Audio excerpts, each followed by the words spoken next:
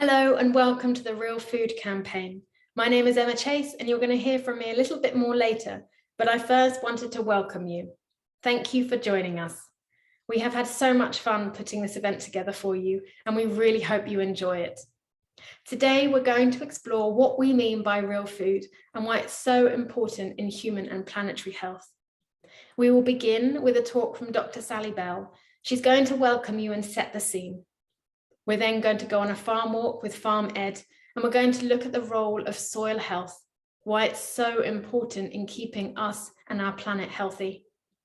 We will then look at their community-supported agriculture scheme, the Kitchen Garden people who are here on the farm. After this, we'll begin our first live talk with Ped Asgharian from Feeding Bristol. He's going to talk on food equity, food justice, and he's also going to talk about the role that real food plays in growing, creating, and supporting communities. Phil Sharratt was going to be talking to you today on this topic, but unfortunately is unwell, so we send him lots of well wishes.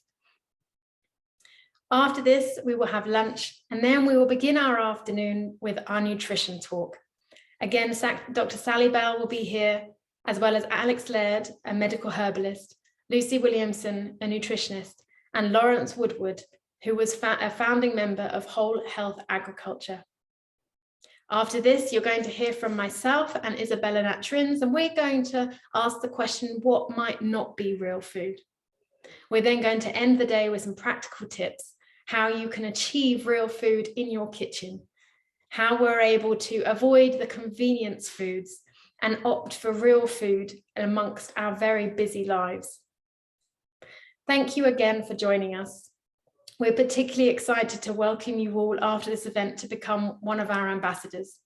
This is something that we're really looking forward to expanding and exploring with you, as it will be through our ambassadors that we take our message, our definition of real food out into our wider communities.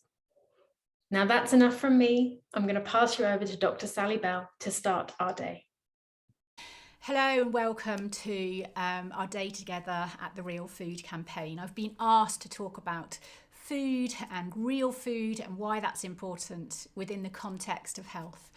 I'm Dr. Sally. I have been a medical doctor for 22 years now, and over the last 10 years have developed a style of practice where alongside conventional medicine sometimes I will be using lifestyle and nutrition to help reverse disease and help people recover their health. It really has been a journey of falling back in love with medicine for me. So what are the problems we're facing and why is food so important and how does that fit in? I mean, we really have a health crisis, don't we? And I'm not talking about COVID. We have rates, sort of 1 in 2 people will have cancer in their lifetime. 2/3 of our adult population are overweight or obese. We have, I think 1 in 5 of us have heart disease by the age of 50. And what makes me really sad is, I was recently reading about how 50% of our children have a medical diagnosis by the age of 50. And I could go on with the alarming and escalating rates around diabetes, around mental health, around infertility. And then we look towards our adult and aging population with these horrific, rates of dementia and of rates of dementia. And really, we're facing an incredible crisis as a nation. And we need to be asking, where are we going wrong? Because when you start considering how your body is made, it is wired for health, it's wired for healing. We have innate ability to get rid of cancer cells every day, regulate our mood, regulate our sugars, calm down inflammation, and we're really wired for flourishing and health. And so, what has gone wrong? And I think as a medic, halfway through my career, I felt more like a pharmaceutical vending machine than I did a doctor.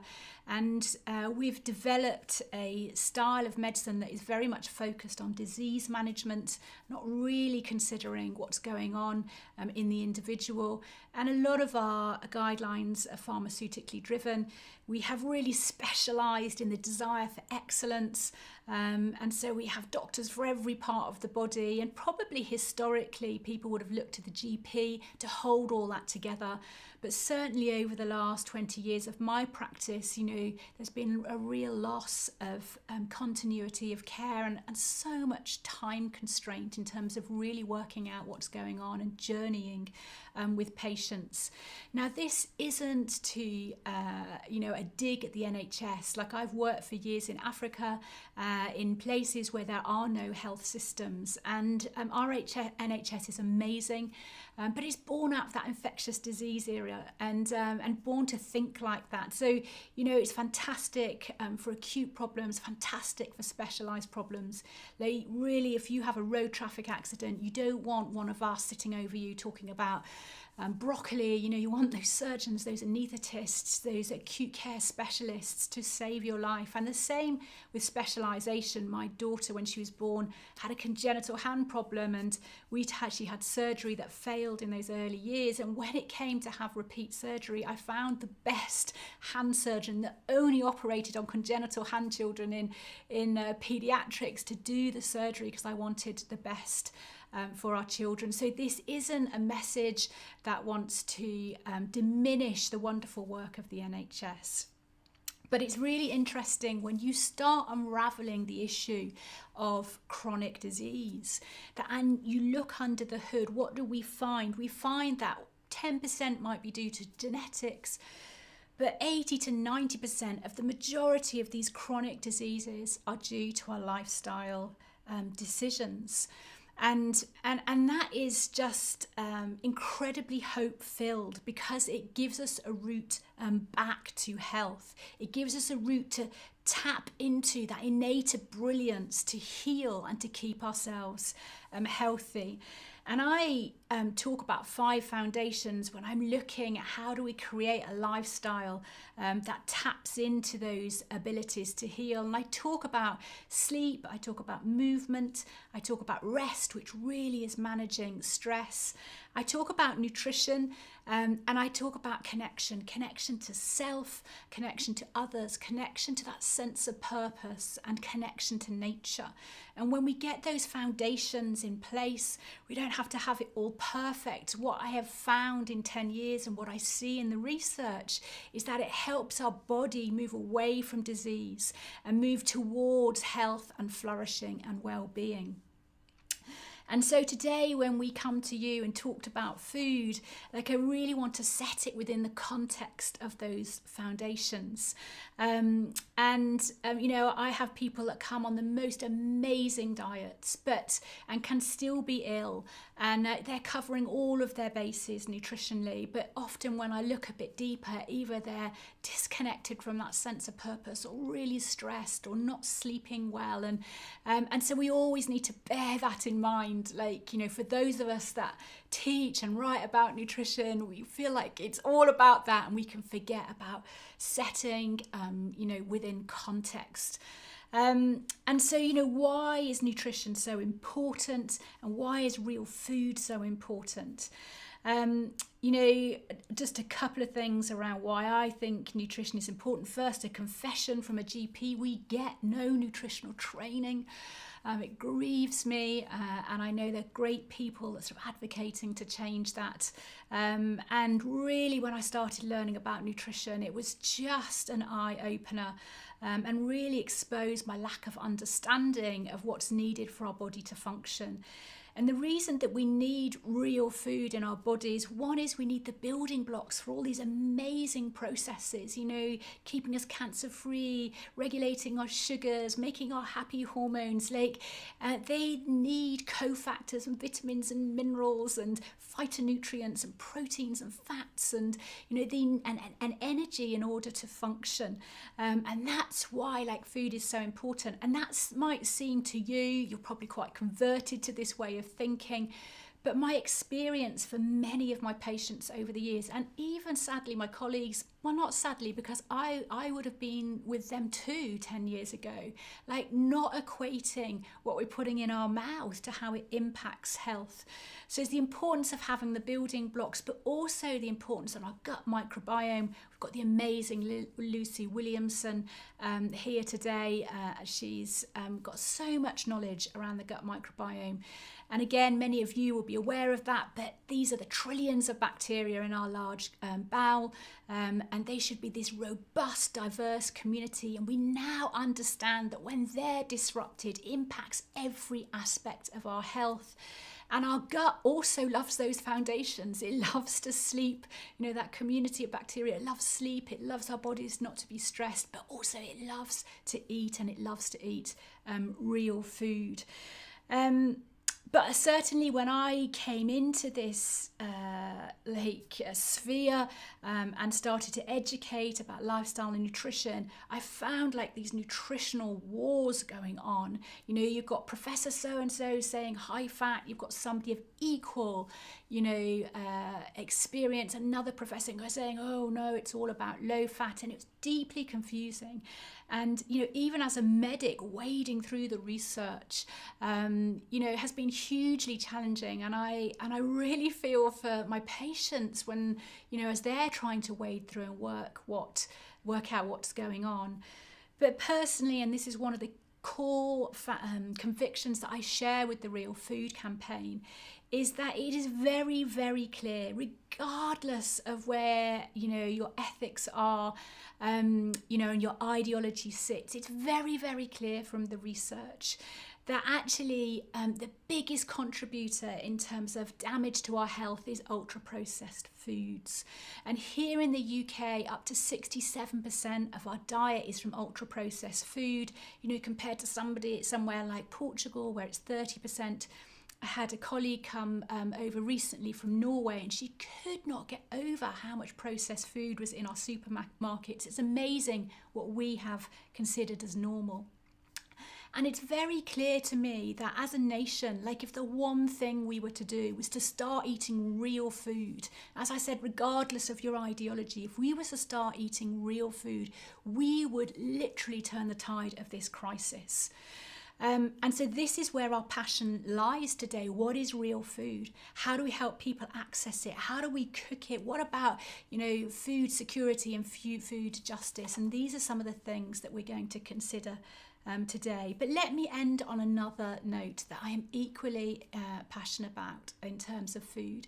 Yeah, food is about nutrition. Food is about feeding our bodies. But food can be so much more. The other epidemic that we see in our nations is that we are socially isolated, and not just because of COVID. And again, the research is very, very clear. Our social isolation drives inflammation and is also driving chronic disease. There's a research paper that shows actually, social isolation is a bigger risk factor for heart disease than putting our diabetes and our smoking and our blood pressure all together.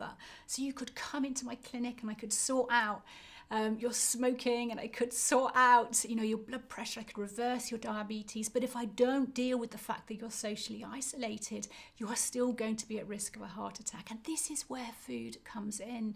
It's not just nutrition to our bodies. It gathers us as families. It gathers us as communities. It brings us around the table. It ties us to our history. I'm always amazed. I've worked all around the world, and it's amazing how different, our diets and expression of food is within families. And it ties us to that story, and it ties us to that history. But also it ties us to nature, which again is just a massive passion of mine, like this disconnect from nature. But actually our food can bring us back to the land.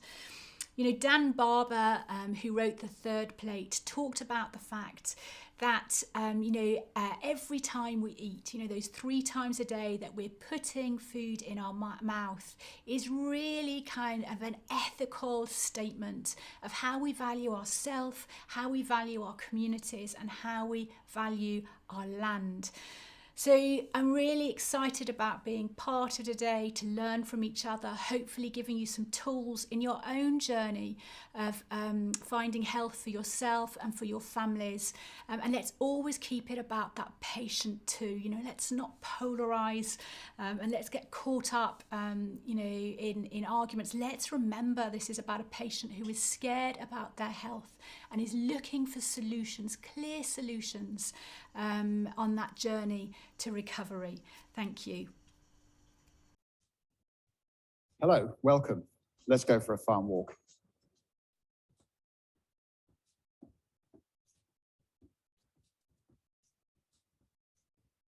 And this farm represents where farming currently is.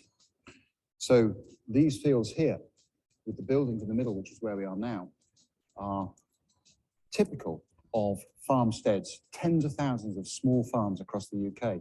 This farm is just a little bit over 100 acres, and it was until quite recently farming a range of barley, continuous barley, and grassland. That's pretty much it. So quite a simplified farming system. So the farming system now is constructed of a complex 8-year rotation. And this 8-year rotation is deliberately designed to improve the soil's fertility. And that's where we start with our farming system here. It's all about the soil. So let's go and see some soil to start with.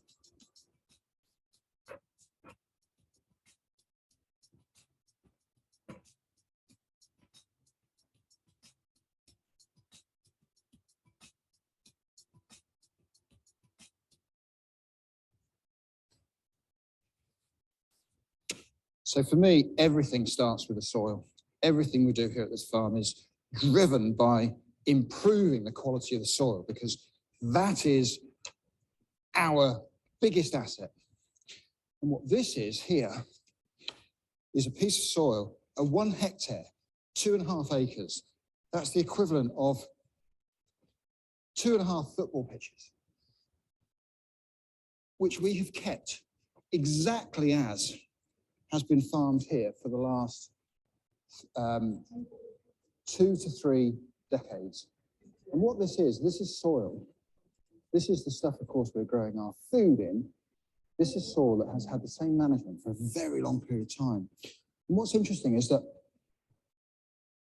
it doesn't really smell of much, and it just all crumbles apart.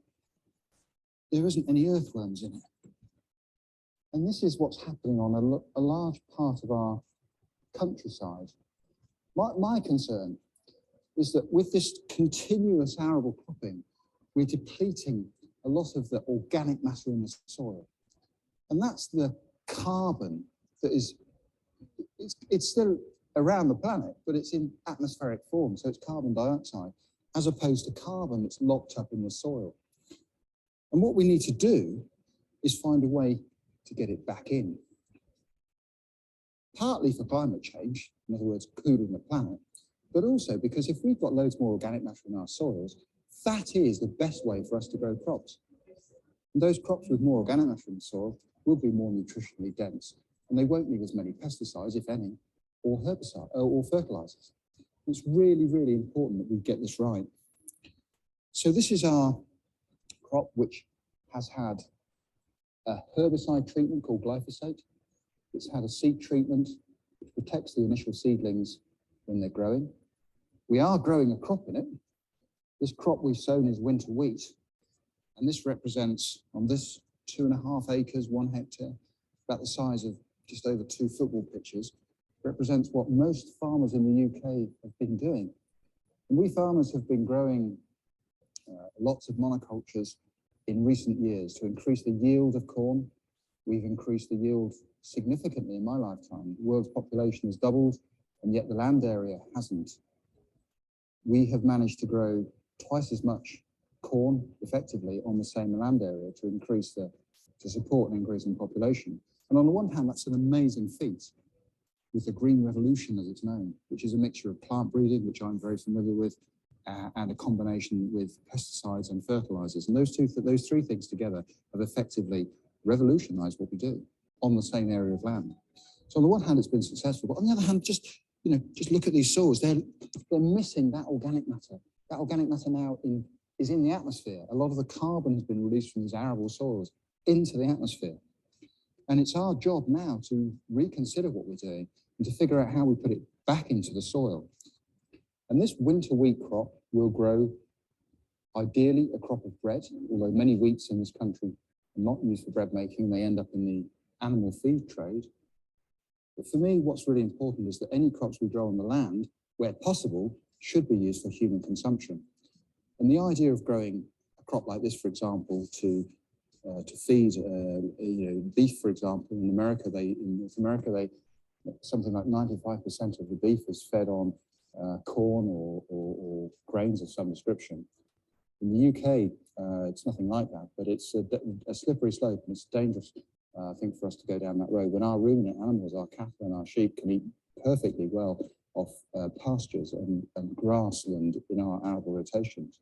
And that's what I'm going to talk about now today, is how we do that through a different farming system that evolves around crop rotation that actually produces lots of diverse food, but also lots of carbon into the atmosphere, into the soils. And in addition to that, we'll work alongside wildlife so we can improve, not deplete, biodiversity. They're really important things. But just to start with the economics. Of course, if you're a farmer and you're making a living from farming, you have to have crops to sell, and it has to be economic to you.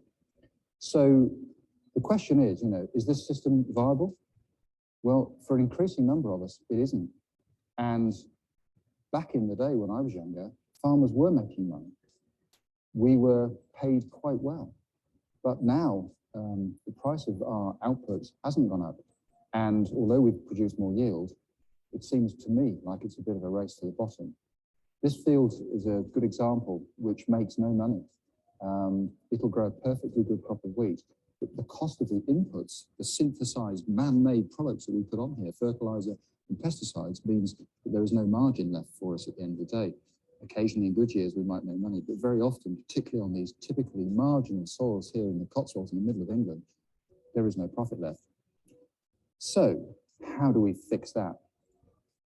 And that's the question that we're going to address next.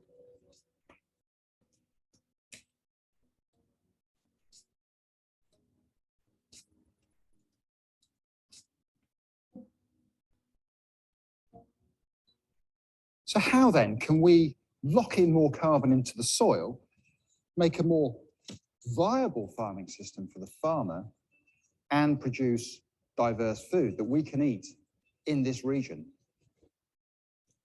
Well, this, I think, is the answer. So what I'm showing you here is a herbal ley. Now, I could have also described it as a multi-species sward, which I suppose is its correct technical term. But basically what this is a field, or part of a crop rotation, that is growing a diverse mix of plants. And what's important to note is that this is a prerequisite, is a thing that you need to do if you're going to build soil fertility in the soil and lock in that carbon. Now, of course, in isolation, this crop we can't eat. Us humans, of course, can't eat grasses and herbs and clovers.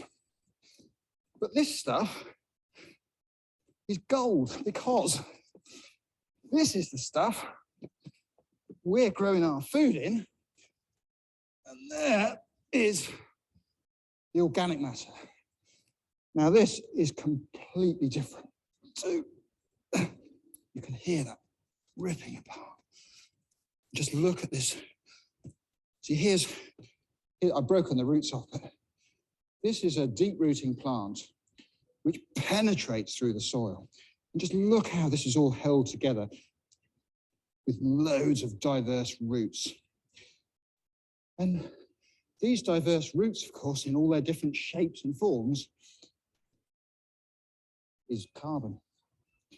And if we grow this type of mixture in this soil, the carbon, just smells so nice.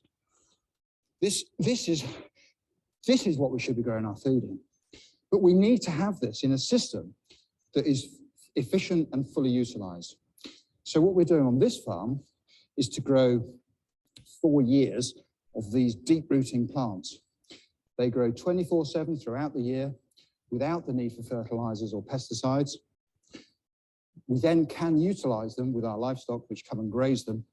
So in the case of a sheep farmer, you can graze your sheep on it, you can have beef production from this, and of course you can have dairy production from this.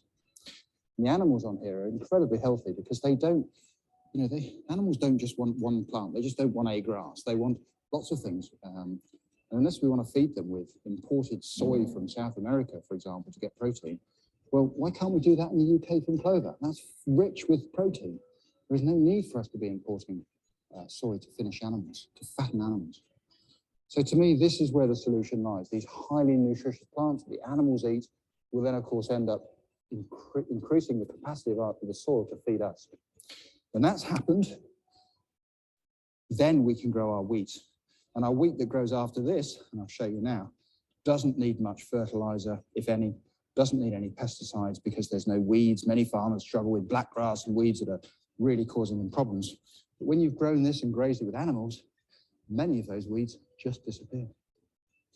So the next crop after this deep-rooting mixture is our wheat, and that's our carbon-neutral wheat. Let's go and see it.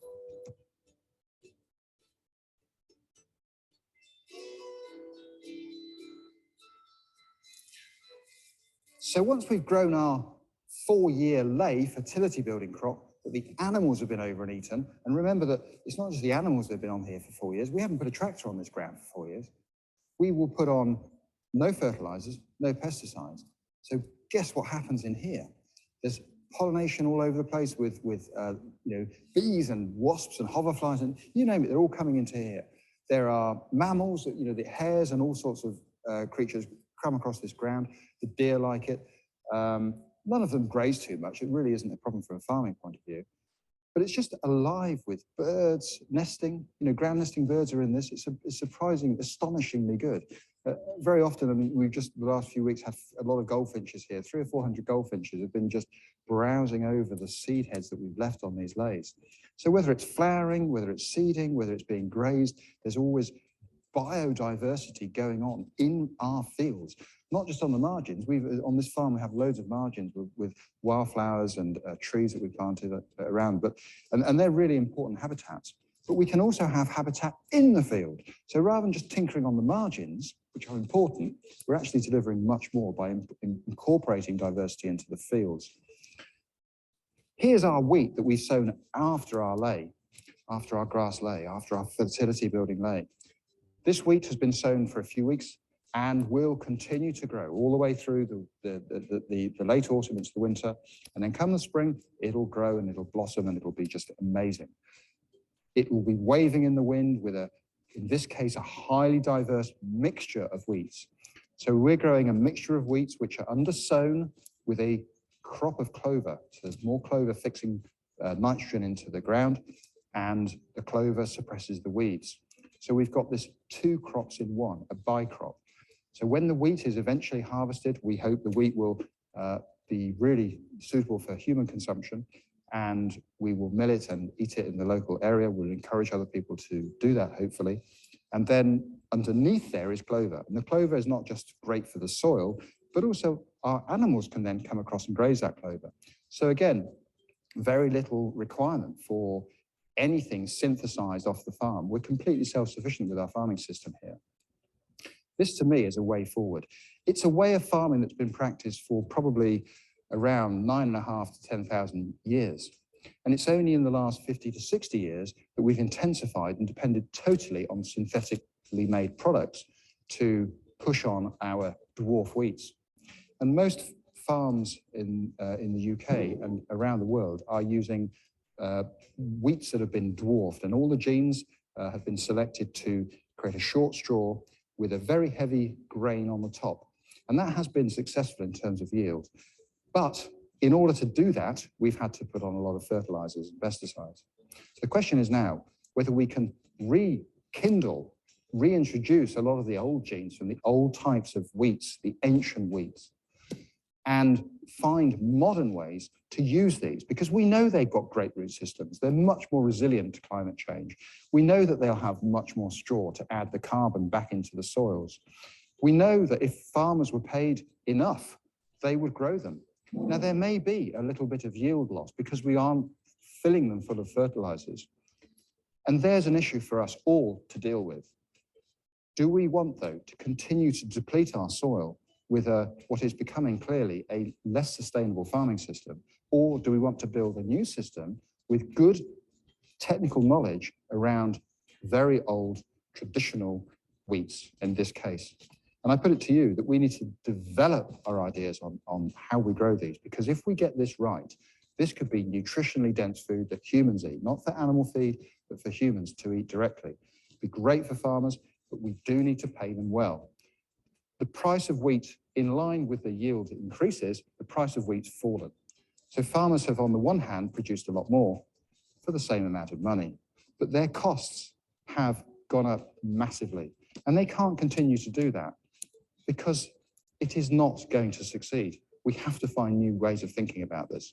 And this is one of those. So my guess is we might produce a little bit less wheat in this case, but providing our farmers are paid well to do it, they will deliver all the carbon capture, they will deliver all the biodiversity, but we have to encourage them to do it. So as Anita, you and I need to find ways of doing it. And I think the first thing to do is to understand how this farming system can work. And that means talking to each other, coming to the farms, seeing what's going on, understanding how you can support this change to what I think will become known as the regenerative farming system that sweeps across the country. There are already thousands of farmers just like this looking for alternatives and developing alternative products, highly diverse products, and new ways to market. The pandemic, for example, has given many farmers the opportunity to deal directly with the end user. Now, from small beginnings, from little acorns come massive oak trees, and that's what's happening in the countryside. Get engaged, it's so exciting.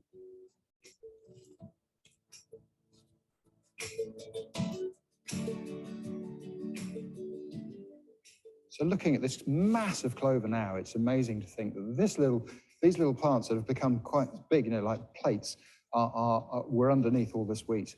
And the wheat, of course, has been harvested and has left this massive green material, which is just such a great fertility builder. It keeps the soil covered, it keeps the moisture in, great for pollinators, of course, when it flowers, and of course it's grazed with our livestock. So it's win-win-win-win, I think, is the term that we'd use for this.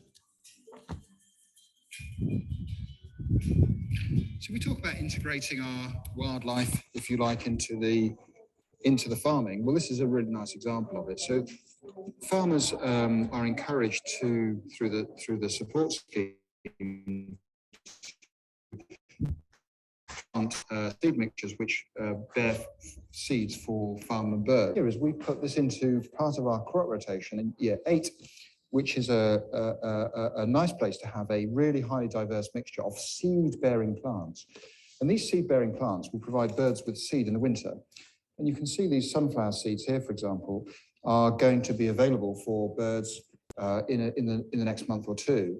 These are oil seeds and really, really useful to help birds survive through the winter, because in many modern farming systems with monoculture, there is no seed being returned to the ground. And with herbicides being used on very wide scales, there's no seed for seed-eating birds. So come the wintertime, many of them literally starve when they've cleared up the seed. So many farmers have been, for many years now, been putting down birdseed mixes. What we've got here is a range of 50 different species. And the 50 different species are all doing something quite different. And I'm interested in not only providing seed, of course, for birds, which is a wonderful thing to do, but also in improving soils. So bearing in mind that our farm here is designed to increase the soil's capacity. So we're growing deep rooting plants along with shallow rooting plants, with nitrogen fixing plants. And as you can see, the soil is completely full of photosynthetic plants. And that's what gives us this soil building and birdseed.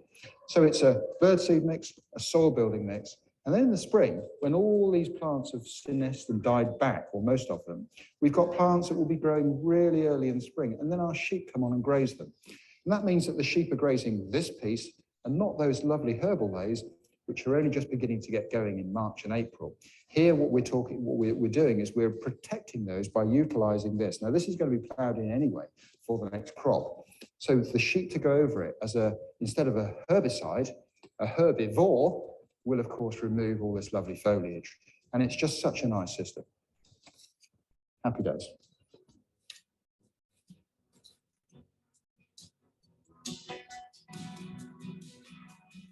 So in year 7 of our rotation, we're growing a cereal, spring cereal, which gives us grains, of course, in the summer. And then we follow it with a crop of rye and vetch. And this crop is grown specifically to improve the soil, keep the soil covered over the winter, and also to provide grazing in the early spring. So the big advantage of this crop, and it's been used for years and years by many, many farmers, is that it grows very early in the spring, which means that, again, it protects our species-rich herbal lays from being overgrazed too early in the year. So our animals come on to graze this fertility building crop, which is full of loads of leaf matter in the spring, and that in April is used. Then it's ploughed in and grows its next crop. So this is a catch crop between the cereal and the next crop. So it's effectively a cover crop.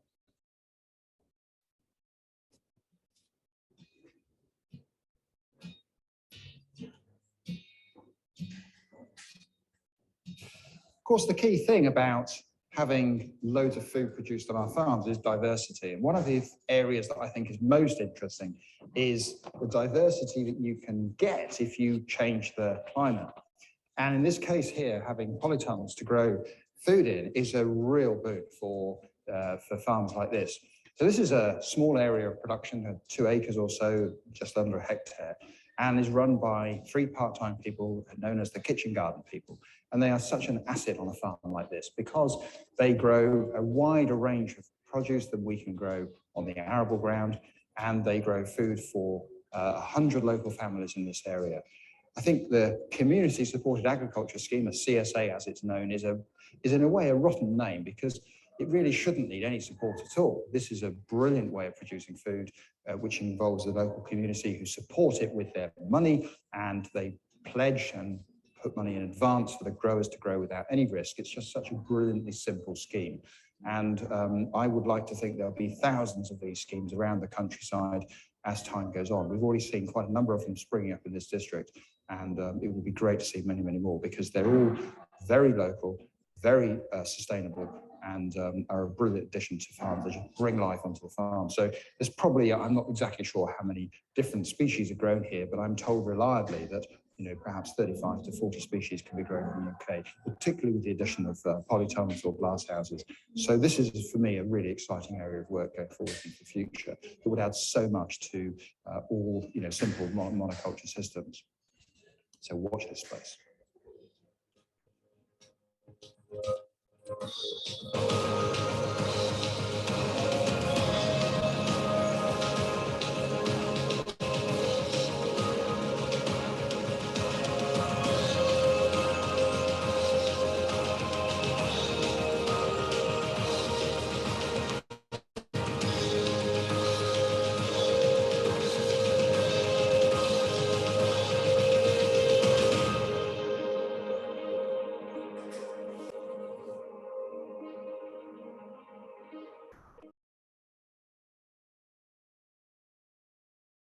Enough from me, and over to you. Thank you, Emma. Thanks for inviting me here today as well. It's just, I think it's always just really great to come to events like this to talk to people who are coming together to have conversations about food, about farming, and the important role it plays in our society. And what I want to address here is also about the importance of ensuring that we're making it's an equitable food system that we're trying to create together. An equitable food system, one that's equal for everyone, which maximizes inclusion and diversity in the sector. I don't know if how aware you are of how diverse a sector the environmental and farming industry are in this country, but they are the 2 least diverse sectors that we have. Okay, so I suppose for someone like myself, as a person of color, someone who has come over with parents from who were refugees in the late 80s from Iran, or late 70s, sorry, in Iran. It's quite important to me, the role that I can play and the importance of diversity in the sector. There's going to be challenge, probably a little bit in this conversation, this conversation, in this talk, and the way we discuss some things here. And I'm probably going to challenge you first of all by just say, have a little look around the room to kind of demonstrate my point. What is the diversity that we have in this room? It's quite white. Okay, so it's not, and this isn't me having a dig here, by the way. It's just, that's just the way it is in the sector and the way that people engage in this sector. I will go to countless talks I'll give or be part of, or panel discussions, and it'll be the same thing, the same faces that I'm looking at as well. So that's something we're going to maybe touch on a little bit as well. Just to give a little bit more background to myself as well, I've spent great that a lot of you heard about CSAs, some of you for the first time today. I spent the majority of the last decade running a CSA in Bristol called the Community Farm. It was a 15-acre organic farm, a social enterprise all about reconnecting people with the land, where they came, where food comes from, using it as a way of healing, as a way of getting, I want to say, it's the interesting word of what a community is sometimes. And our direct community that we were in Chew Valley, in that area, they engaged a little bit with the farm, but we would say the community was the people that came to the farm, and that was addressing a wider area in Bristol and Bath, Chew Valley to Radstock and Western Supermarket, people that came from there. And it was the community that was created on the farm itself sometimes that was the important thing. Other than that, I was a co-founder and trustee of Bristol Food Producers, which is an organization about upscaling local food production, trying to get new entrants into farming, predominantly looking at urban and peri-urban settings, so that's within city boundaries, and trying to maximize the green space use there. And I'm a trustee at Avon Wildlife Trust, so kind of looking at the environmental aspect of it as well. I work with them on some of their more regenerative growing sites and the work they want to do in that area. So first of all, what is food justice? It's a term that's quite new for a lot of people, but think of it a little bit like social justice, like environmental justice. There are definitions knocking around. Often, you know, I would talk about being the need for people to get nutritious, appropriate, culturally appropriate food for their dietary requirements that is based on a local food system, and it's for benefiting people and the planet. But to be honest, you know, I kind of say this mantra over and over again, and I think people get a little bit bored of it, and it gets a little bit preachy. So I'm going to try and maybe get you thinking about what really practically food justice does mean, and on a very kind of, I don't want to say reductive, but slightly reductive level. So I don't know, you can write this down, you can maybe talk about it amongst yourself on your table, or just keep it in your mind. I'm going to ask you a couple of questions that I'd just like you to kind of just think of what the answer might be. So first of all, I'd like you just to think about what is an acceptable household income for a family of 4 to be able to live. Okay, so it's to be able to live, not just to survive, but to live. Okay, so just have a little think about that. We're talking about, yeah, two adults, 2 children.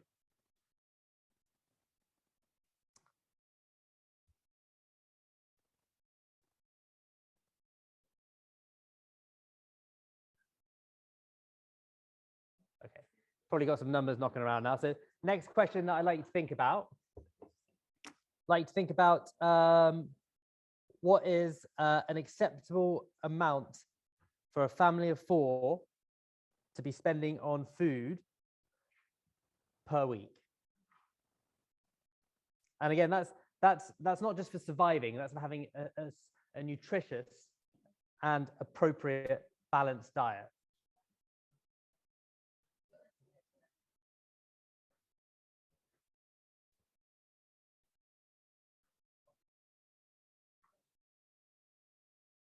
So I'm not going to test you on this at the end, so you don't have to be that accurate.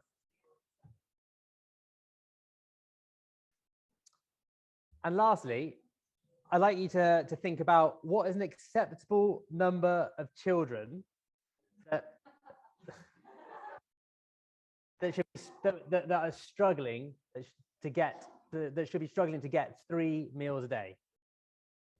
Yeah, that's kind of a bit of a trick question. If anyone's not putting none down, well, you know what? It's important to have different opinions, isn't it? So, so you can probably tell sort of what's coming next. There's going to be a few truth bombs coming your way. But just to give a bit more context here, so it's been a difficult last decade, right? You know, we're going to remember the 2010s as being a significant time of austerity and a significant time of challenge for a lot of people. In the last 10 years, the poorest fifth of our population have seen a decrease in income in real terms compared to the richest fifths. So, or every other fifth of our population. So in fact, the richest fifth has seen an increase of more than 6% in their income. The ones below it are all seeing a minimum of 4% increase, whilst the poorest fifth have seen a decrease in real terms of around about 4% of their income, for household income. And over the last 3 years alone, they've experienced a drop of 12%. So just to kind of give a bit of a scale here of the gaps that we have in our society and how that impacts on living. So going back to thinking about like acceptable values of standards of living and what we were just thinking about. Based on calorie intake, a family of 4 needs to spend approximately £160 of food per week, on food per week. And this is from data in 2019, 2020. The actual average spend of a family of 4 is £151 a week on average. That's approximately £5.50 per person per day. If you take this amount of spending money on food, if you add it to the amount that we spend on energy on average, this is pre-increase in energy prices and pre-increase in food prices that we've seen in the last year, and then add that onto the average rent per household, you're already sitting at £20 a year spend. According to the ONS, the median equivalized household income is only 29,900. So that's the median. That means 50% of the population earn more as a household and 50% earn less. And that's equivalized. So that's taking into account whether you're living on your own, how many kids you have, etc. It's all equivalized to make it a fair barometer.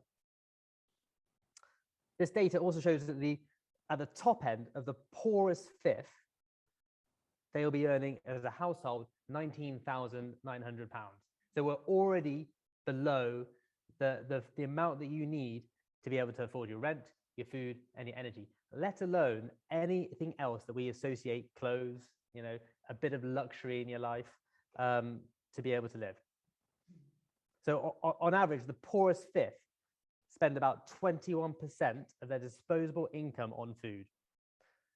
This equates to around £55 per week to feed a family of 4, and that's at the top end of that bracket. That's less than £2 per person per day.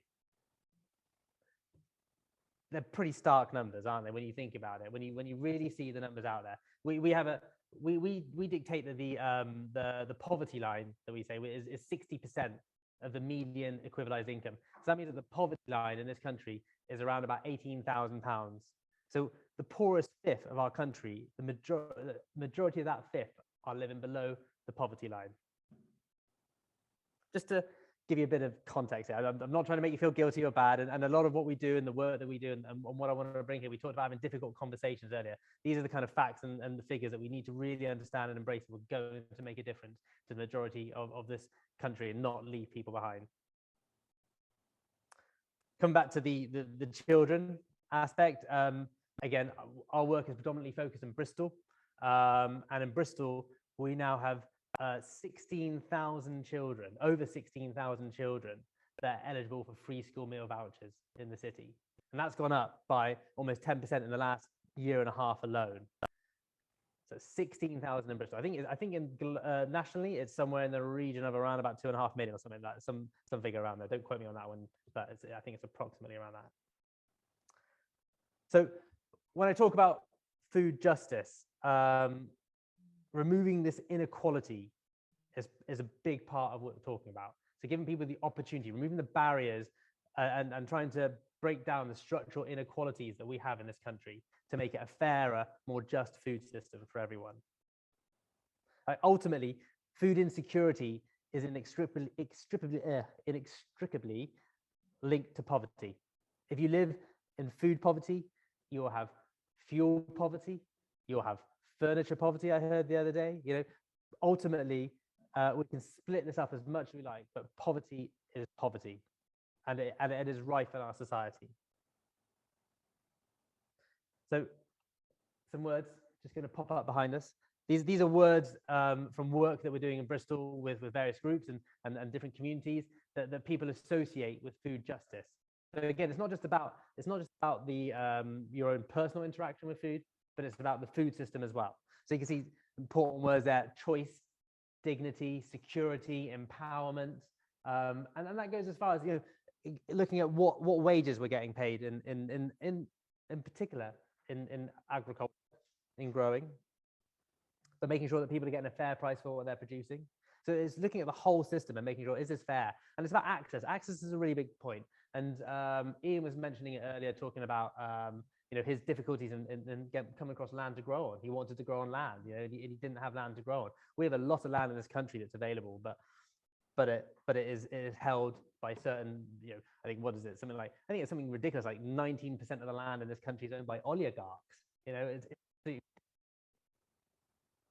and a lot of these words here, they're probably words that most of us, you know, we actually are. We have a certain level in this room today, you know, those listening online, we have choice about what we eat. There's a lot of empowerment, a lot of dignity to how we have our experience with food that a lot of people just don't have. You know, if you think about people who have to go to use food banks, you know, they don't choose what they get from a food bank, they get what they're giving. And often it's not what is appropriate at all. We work with many different cultures within the city of Bristol. Bristol is a very diverse city. I think something like over 91 different languages are spoken in Bristol. And a lot of the communities, when they're having to engage with a food bank, you know, they're getting food that is very, very white centric, very, very European sometimes, and they don't know what to do with it. You know, it's not food that's appropriate to help them. But sometimes it's a case of like, well, we've given them a food parcel, so job done. And that's not really addressing issues around food justice.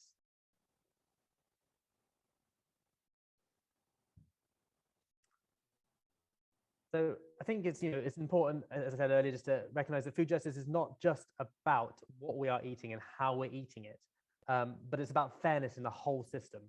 And ultimately, if we have significant parts of our population living in poverty, then we cannot have a food system that benefits people or the planet yet. And this is going to impact most of us, all of us. And I think, again, talking about the kind of people, the kind of people we are ultimately, we come mainly from a middle class background, I'm going to presume here now, or we're living in a fairly comfortable state. The ethical food system, eating nutritiously and healthily, is so white middle class. You look at the Soil Association, and you know, an organization I've worked a lot with in the past and have a lot of respect for, but their marketing is all driven for a certain market of people. It's the way that supermarkets frame organic or ethical food, it's all framed to a certain market, and it makes it very inaccessible for a lot of people who want to be a part of it, who want to be part of climate change, who want to be part of having a positive impact on our planet, but they don't often get the opportunity to. And that system has been created for them that excludes them because of the often unseen barriers that we have pulled down in our society and are sometimes quite blind to, quite frankly, if I'm going to be blunt about it. And this, again, something, it's just the way that we have been grown up. It's the institutional nature of which we have learned about how we interact as a society. And it's something that we need to start questioning a lot more if we're going to start making a difference for everyone. So there's a really important role that community-supported agriculture can play in this. Now, I'm not going to pretend that CSAs are the solution to creating enough food for local food systems to be able to thrive. But one thing they can do is address some of the issues of, ultimately, food and farming has sat at the heart of our society and progress ever since we started cultivating the land. And I think over the last 50 years, I mean, the apple has fallen far from the tree, so to speak. We are no longer connected with the way that our food is grown anymore. We have intensive agricultural systems that have not only just changed the way that we are able to get on the land and actually interact with food and food growing and understand where it comes from, but driven by the desire for cheap foods and and the need to feed people is ultimately decimated our countrysides from an environmental perspective. You know, we see the level of biodiversity that we've lost, but more than that, it's decimated communities, rural communities in particular, where when you get large scale farms moving in, taking over small farms, amalgamating them all into one big farm, and then they're big owned by some industry that's in the city, and all that money that's being created there is that would have been going into the local economy is then being funneled out into the cities, and that kind of sets the standard for the way that people don't want to be in countrysides anymore. There's no jobs there, there's no future there, and a lot of the way that communities are interacting with the land has been taken away. And there's evidence out there, there's studies out there that show in areas, I think it's some really good examples in South America, in Brazil, in Peru, in Ecuador, as well as some work around mainland Europe and North America, which looks at when you have a larger scale or a larger amount of small scale farming or in the vicinity of a city or a town, you start seeing other benefits, other fringe benefits like increased health. You start seeing increased infrastructure for transport, increased educational rates in these places, and a much stronger, more resilient local economy as well. People can get jobs locally. The money is staying within there, going to pay those that are working in those jobs. More jobs are created because these farming systems require a bit of a higher level of labor input, but then that money is also being spent locally a lot more as well. So there's real general economic benefits, but there's also real benefits the CSAs can play in the recovery of our connection with food and nature and the way we tackle issues of food insecurity. And they could be a real beacon for community growing and education and health and well-being in both urban, peri-urban and rural settings. There's so many green spaces in Bristol that aren't being used for growing or could be used for growing. And I'm not just talking like little half-acre plots here. You could be looking at 3 to 15-acre plots of land that can be given back to communities to be able to grow on at really low-level rents that can provide a small amount of food, yes, but then you get all the extra benefits that come with the mental health, I think, as well, and well-being.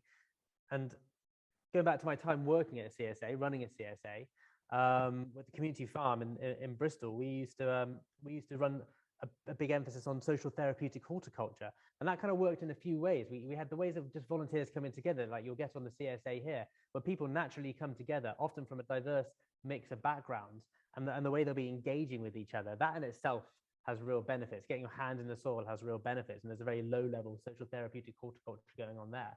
But then we had a lot more directed courses that worked alongside projects like the Bristol Drugs Project. So looking at the way that we were addressing rehabilitation, and it wasn't a case of, I think I've heard a couple of people talk about not wanting to keep, prescribing pills to people. Well, this is a way of getting people out of the city, out of their daily routines, getting them to the farm. I remember there was one gentleman talking in the session about how he'd had a really difficult week. He'd been back drinking quite heavily that week. But the previous night, he didn't touch a drop because he knew he was coming to the farm for the next 2 days. And those 2 days were the kind of the beacon of his week. And he would always be sober for those days. And then he would go away, and his well-being, he would just be feeling they're not producing large amounts of food, but they're getting their hands in the soil, they're interacting with different people in the population that they may not have interacted with in their current setting. And it's getting them out of their daily routine. And getting back into nature had such a positive impact on it. I think one person fed back at the end of the course, their wife actually was saying about how it has just changed their life. It given them something to live for almost, rather than the monotonous almost abuse that they've been living in beforehand.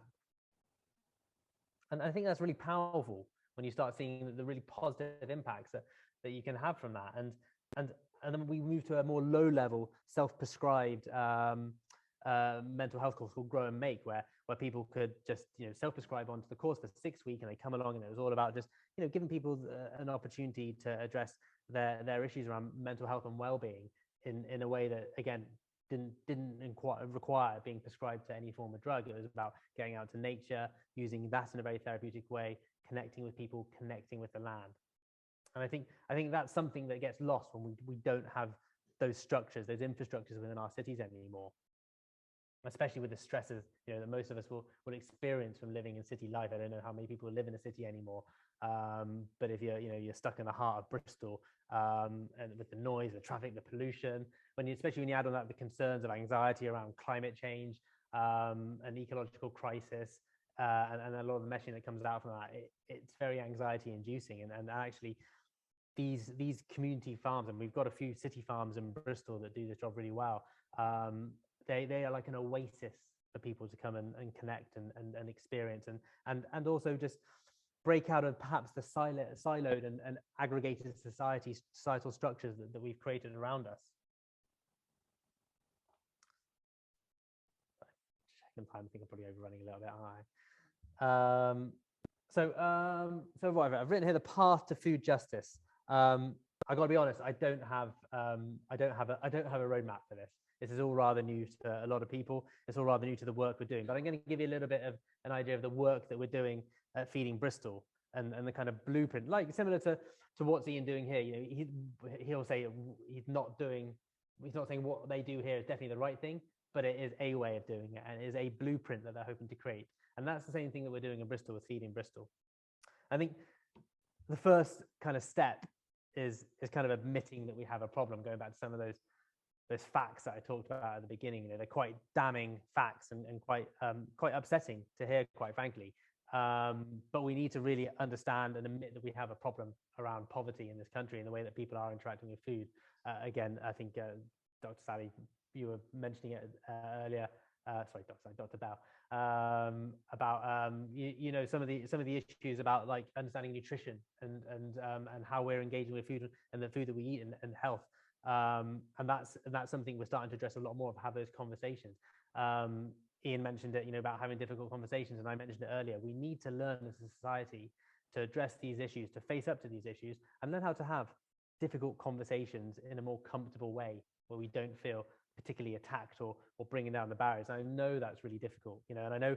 Okay, when I mention things like this particular white male capitalism as a good example, there are certain people that are going to get naturally very prickly towards that, and that's totally understandable. But we need to have the conversations about what that means for those of us that perhaps aren't white male and have had difficulties in the structures, and that permeates to every part of our society, and that includes food in our farming system and the way that we're interacting with food. And it is, a totally natural human behavior for us not to want to always have these conversations and talk about it. It happens throughout our society, and again, it's just part of the way that we work. Nobody likes always confrontation. Nobody wants to feel awkward and horrible, do they? But sometimes we need to have those conversations to be able to move things forward a little bit, and to have some understanding and better empathy as to what we're doing. And then the point of Feeding Bristol is ultimately to get people talking a little bit more about these issues, but also to act as a way of connecting lots of different areas of what's going on in particular in Bristol, be it from mutual aid groups and community groups all the way through to the city council, and capitalist structures and corporate organizations as well at the same time.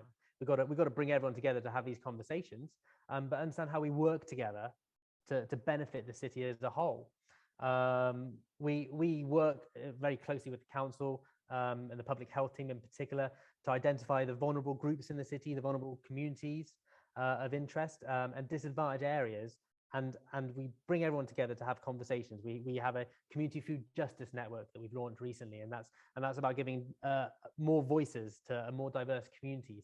So often people that don't get the opportunity to speak up about what they're doing or how they're doing it or what their interactions are, we very much target them and say, look, you guys, you need to come and you need to let the rest of the city know what you're doing and the barriers that you're experiencing as well. We will go out there and we'll have community conversations in the more deprived wards in the city to understand what their feelings are towards food, not just towards food, but towards the structures that are trying to help them at the same time, so that we can start creating and building in more choice, more dignity into what's going on, creating perhaps innovative models of how we can support people through food provision. Now, I'm not going to pretend or think, or be naive enough to think that we're going to be able to solve issues of poverty in the next 3, 4, 5, even 10 years. But we need to make the provisions that are supporting them a lot more appropriate. Again, coming back to issues around food banks, food banks do often are very stigmatized to how people interact with them. But we have over 10 food clubs in the city, which is a much more efficient way of, much more appropriate way for people to interact with. There's a financial interaction on what they're dealing with food, but not only that, they get to choose the food that they're picking as well. So they can choose the food that's best for their needs. And currently this is based predominantly around the surplus food model. So it works with Fair Share in the city, but it also works with the Gleaning network, which we're trying to increase more of. So that's not just about taking food that is rejected by the supermarkets, but actually looking to link into local farms. And there's that level of produce that it's just not worth for them to pick, that will ultimately get plowed back into the land if it just gets left there. But the Gleaning team will go out there and they'll glean several tons, in a few weeks, and they'll distribute that through some of these food clubs to get the food to people. And that's one of the really innovative models that's existing out there. But we try to encourage a lot more. One of our main flagship projects is actually called the Children's Kitchen, which will probably chime in with some of the work that people here are doing. And that's a project run by Jo Ingleby, who was a BBC Chef of the Year back in 2015. And she's pioneered a model of working in earlier settings, in particular in children's centres and nursery schools, about how children interact with food. And again, it's not about just getting kids to learn about cooking in a class. It's actually about interacting food. The majority of the time they're working with food that doesn't always need to be cooked. It can sometimes be just about being able to pick up a courgette, being able to pick up some kale or broccoli, and we put little growing beds in those settings as well, so they can grow some food and then pick the food, see how it grows. And often that one of the amazing things we used to do at the farm when I was there as well. We would get school children out to the farm at the age of 3, 4, 5, 6, and they'd come and they'd see the food growing, and food that they wouldn't normally eat at home, they would pick. They would eat it there, and they'd go home at that age and say, like, Mummy, Daddy, I want to have broccoli tonight. And I don't know about you guys, but I didn't eat broccoli until I was probably about 15. Well, not, under duress, that is. So that's like some of the ways that we work. One of the other big ways that we work is that we're creating a food equality strategy for the city. And this is actually one of the themes. Bristol is a gold standard sustainable food city, an award we won recently. And part of that project was that we had food equality as a strand. That, again, it was quite new for the city. Even the term food equality, like food justice, is quite a new one. And we've worked across the city with a number of stakeholders, over 100 people, over 60 different organizations have all put into this, who work in this area, to create a vision of food equality for the city. And with that, themes and priorities as to how we're going to start moving towards that over the next 10 years. This is just actually literally about to go out to public, went out to public consultation on Thursday, and it's got a 6-week public consultation period. And then the city will sign that off as an actual strategy for the city as part. I don't know, again, how well versed you are the way that Bristol works, but they have a one city policy, which is this idea. They have strategies that are based around empowering and enabling communities and people to take a real strong lead on the way these strategies work and run. And this will be one of those strategies that's coming out there. And we hope that this is the kind of strategy that the rest of the country can look around and go, okay, we need a food equality strategy for our city. It's not just about addressing, we're also making a good food plan for the next 10 years. Now that's going to be really important, looking at making more resilient, sustainable food systems. But the food equality strategy sits alongside it and goes, but is it equitable? Do we have equality in what we're doing in the city? Are we addressing the food deserts, the food swamps that we have in the city? Are we doing that in a way that is allowing, one of the really important themes from the strategy is actually food has to sit at the heart of city planning. And that means that is there access to a grocery, a supermarket? Is there going to be growing opportunities there? Is there to interact with the land or with community resources when it comes to cooking, even, and the cookery skills that are going to come alongside that, and the education that comes alongside that. So it's really the idea being that it really puts food back on the agenda for the council at every aspect of what they're doing, and everyone's thinking about it in the city. I suppose the biggest kind of takeaway from that is ultimately, we can make a difference by working together. And I think that's one of the really amazing things of the last 18 months that we've seen. 18 months ago, I don't know how long this pandemic's been going on for, but everybody came together to work together. And that was something I think, everyone talks about Bristol having a really good food scene. If I'm going to be totally honest, I think it's been quite dysfunctional over the last decade. We've got so many great things going on, but we don't always work together well. Well, over the last couple of years, we've done that a lot better than ever before. And I think that we have to take that way of working, the collaborative, co-productive way of working. It's not just about a top-down approach. It's not just about people saying, well, I've written this strategy and now we're all going to do that. It's about how do we create this strategy together? How do we get as many voices involved in what we're doing to ensure that the work we're doing is representative and fitting the needs of everybody in the city? And I think that's more than anything, it's a way of working that we're trying to take. That's the only way that I can see to creating food justice for everyone. So yeah, I think that's about it really. So thank you very much.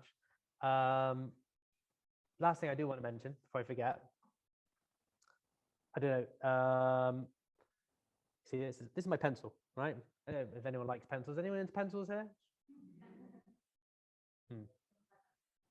Well, I don't know how into pencils you are, but this is a Blackwing. It's quite a nice pencil. They make very nice limited edition ones, and yeah, it's really worth getting it. There's a really good podcast out there on the Boring Talks. I don't know if anyone listens to that. Very good on pencils, really good. But anyway, it serves a bit of a double purpose. Obviously, it writes me. I suppose it's triple purpose. It's got rubber on the end as well. But it's actually the theme that this pencil has is based around the Woody Guthrie song, "This Land Is Our Land." It's a 1940s folk song from America. Again, I don't know if anyone knows that one. It's quite an anti-capitalist sort of song. I'd say it's almost like it's like my communist pencil, if you like. But that song's all about the notion of land ownership and excluding people from being able to be on the land, work on the land. And yeah, I suppose one of the reasons I have a pencil like this is to constantly remind myself of why I do what I do and what sits at the heart of what I do. And this land is our land, and we should all have access to land, and we should all have the ability to get involved in projects like community agriculture or like larger scale farming, if you like. I call this larger scale farming. It's still small scale farming, but there should always be that level of interaction and that ability to connect with it. And we shouldn't ever feel that we don't have access and we are excluded from that. And that's for everyone.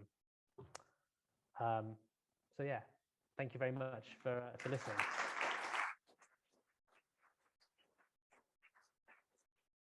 And if you want to go on our website, just Google Feeding Bristol and you'll find it.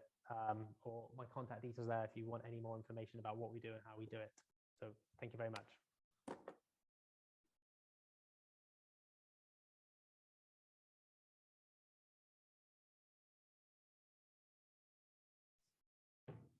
Yeah, massive, really. I mean, that exists for our whole society. I think drawing on my own personal history, my parents came over from Iran, as I mentioned, in the late 70s. I grew up, I was born in Bath, grew up here, but the Middle Eastern food culture is very different to the food culture in this country. In the 80s, growing up, my parents, it was all about home cooked food, learning how to cook at a young age myself, and really kind of embracing. I found that very interesting myself, in a juxtaposition to my friends I was growing up with in Bath, who were, the 80s was quite an interesting period. For every decade is always really interesting, isn't it? But I think we were seeing a lot of fast food, a lot of takeaway in that time, microwave meals. There was a real change in food interaction at that time. And I've got plenty of friends who will say to me, like, I don't eat fruit and veg. I'm like, what? But that, and we notice similar differences still happening in the city. You've got a lot of people, Somali communities, Afghan communities now as well, except a lot of Afghans into Bristol as part of being like refugee site, and a lot of other diverse communities from a lot of the Middle Eastern cultures and African cultures there, and a lot of them have a really strong interaction with food and knowledge of food, but they actually don't always have the we talk about culturally appropriate food. Sometimes it's just access to good produce, fresh produce, because a lot of what you get from food banks can be tin food, dried food, which is very European centric, and a lot of them, they'll get that and they'll be like, I don't, what do I do with tin mushrooms? I mean, how tin mushrooms even exist, I don't know, but they don't know what to do with it, so it ends up in the bin, and that's something we've been having some really interesting conversations in the asylum seeker and refugee groups. It's a two-way thing. There's those that are from the more diverse and minority communities that have good knowledge but don't have the access to what they want to be able to cook. And that's one aspect. And the other aspect being actually there's a really big like white working class minority groups that actually have really poor food heritage now and culture. And that kind of passing down of knowledge has been going on for a couple of generations now, and so there's a real need to be able to provide more food education for that group as well. And then for those refugees and asylum seekers, what was really interesting from the conversations we had was they were like, we don't get enough communication or education on what is British food and English food. So when we come over here sometimes and we send our kids to school, we don't know how to tell them what they're going to eat at school. And then they go to school and they get these dishes, they have no idea what it is, and then they just don't want to eat it. And they're like, if we had communication where people could tell us what the food is a bit better, how to cook it, we can make it at home, and then our kids would be a little bit more able to engage with it at schools. And so it's a very interesting set of parameters going on there on the food education and skills, and understanding really what is the provision or help that needs to be provided at every different level almost. So I think one of the ways that health practitioners like yourselves can get involved in food education, and in particular with more diverse communities, is thinking about, there are some really interesting projects like, has anyone heard of the Food for Life scheme that the Soil Association run? So they're doing a lot of work in that scheme now on trying to make sure that a lot of the recipes are a lot more culturally appropriate, much more diverse, and the teaching of the food therefore goes alongside that. So it's not just about teaching kind of more European or British food. It's actually about teaching a much more diverse range of food, and actually interacting with the different cultures to get them. Again, it's that really awkward, difficult thing about cultural appropriation as well, and the use of being like, say, from a white culture and taking other recipes and then almost presenting them as your own. And actually what they're doing is trying to empower those communities to be involved in the production of these recipe booklets and the teaching of these foods. So it becomes more of a community sharing process in many ways, and that's quite an innovative way of approaching it. And I think that probably exists throughout the whole of our society. I mean, I often hear it on the radio when you talk about people, and the people who phone and go, I've got a really busy job, it's 50 hours a week, and I don't have time to cook. And you do hear that quite a lot throughout our whole society. I think a lot of that comes down to our education with food. I think what home economics used to be, and what it was taught around thinking about meal planning, forward planning on your weekly meals that you're going to have, and the buying that went around that, how you prepare for food on the weekend to last you in the week, and thinking a little bit about that. That's something that we need to educate people more on, because I think that's a big part of managing, if you are time, or how you can build in. It's going to be the solution. I don't have the stats on it.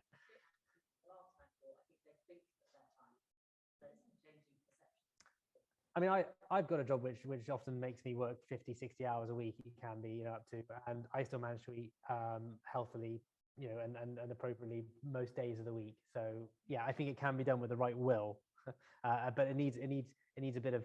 It's almost like like in work, if you can't get all your work done, sometimes it's just because you're really poor at organising yourself, are you? To a certain extent, that's really reductive. But yeah, there's work to be done there for sure.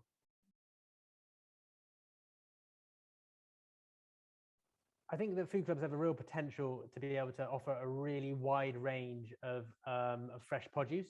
Now, the system at the moment works quite heavily with FareShare. So again, if you're not aware of FareShare as an organization, they take surplus from predominantly the supermarkets. So the food that FareShare have to distribute is very heavily dictated to as to what the food system that goes through the supermarkets are. So they sometimes have great selection of protein that's available to give out. Sometimes they don't have so much. Sometimes they'll have massive, giant 5-liter tubs of mayonnaise, which is no use to anyone really. So that doesn't mean that it means that ultimately you don't always get the widest range of fresh produce that you would like. Plus, I suppose one of the things with surplus food is the question I would ask is it fair that people should have to rely on food that is unwanted, that is a negative byproduct of our poor food system to survive? And the answer is no, we shouldn't be. Unfortunately, that's the best way we've got of doing it affordably at the moment. But we have aspirations to link in, like I mentioned about the Bristol Gleaning Project, the network there. They want to be able to work on a wider level around the city working with some funding bits with them at the moment so they can upscale the work they're doing to provide a higher level of better quality farm surplus food, which is actually just being, coming from a field still. It's still really fresh, as opposed to sometimes I will go into a food club and I'll be like, that smells like some broccoli that's going off, and that's the thing with surplus produce going through the FareShare system, is that it's got a limited shelf life. It's already been to the supermarket and then gone from the supermarket to FareShare and then gone to a food club. Like that timeline is already, reducing the amount of that produce is going to survive. And that's and often you just get they'll get like, okay, this week every food club's going to be getting a load of celeriac, and most people will go into the food club and be like, what the hell is that? And what we do is we get the children's kitchen actually sometimes go in there and work alongside them to have live cooking demonstrations to give them an idea of how they work. So there's multiple opportunities there to bring in more fresh produce and use it as a way of educating people around the different types of food. Not only that, the joy of the food club as well is that it should be a community project, and we try to marry it up with Bristol Energy Network, go in there and talk to people about energy and how best to minimize, reduce their energy bills or switch suppliers. Sometimes they don't know how to do that. We get Wessex Water going in to talk about water use. So it's the idea that there's a whole many different levels that people can interact on how they can improve their own lives as well. So there's a lot of aspirational aspects to the food club model. It's actually a model that's owned by Family Action, and they're rolling it out nationally as well. And it's still a new model that's maybe 2 or 3 years old. So it's still just kind of very much in the stage of development.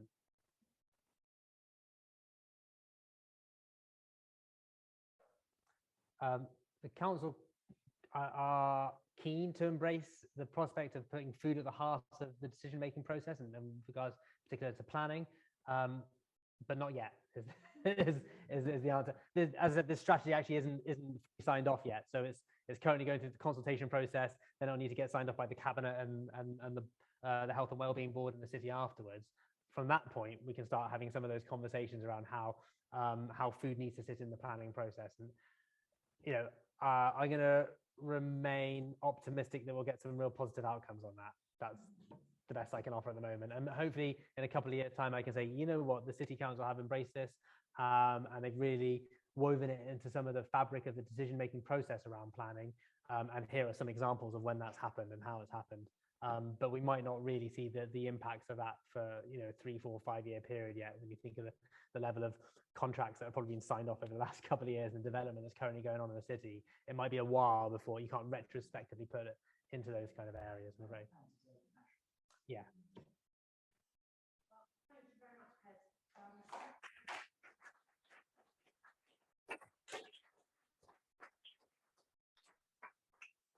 That's great.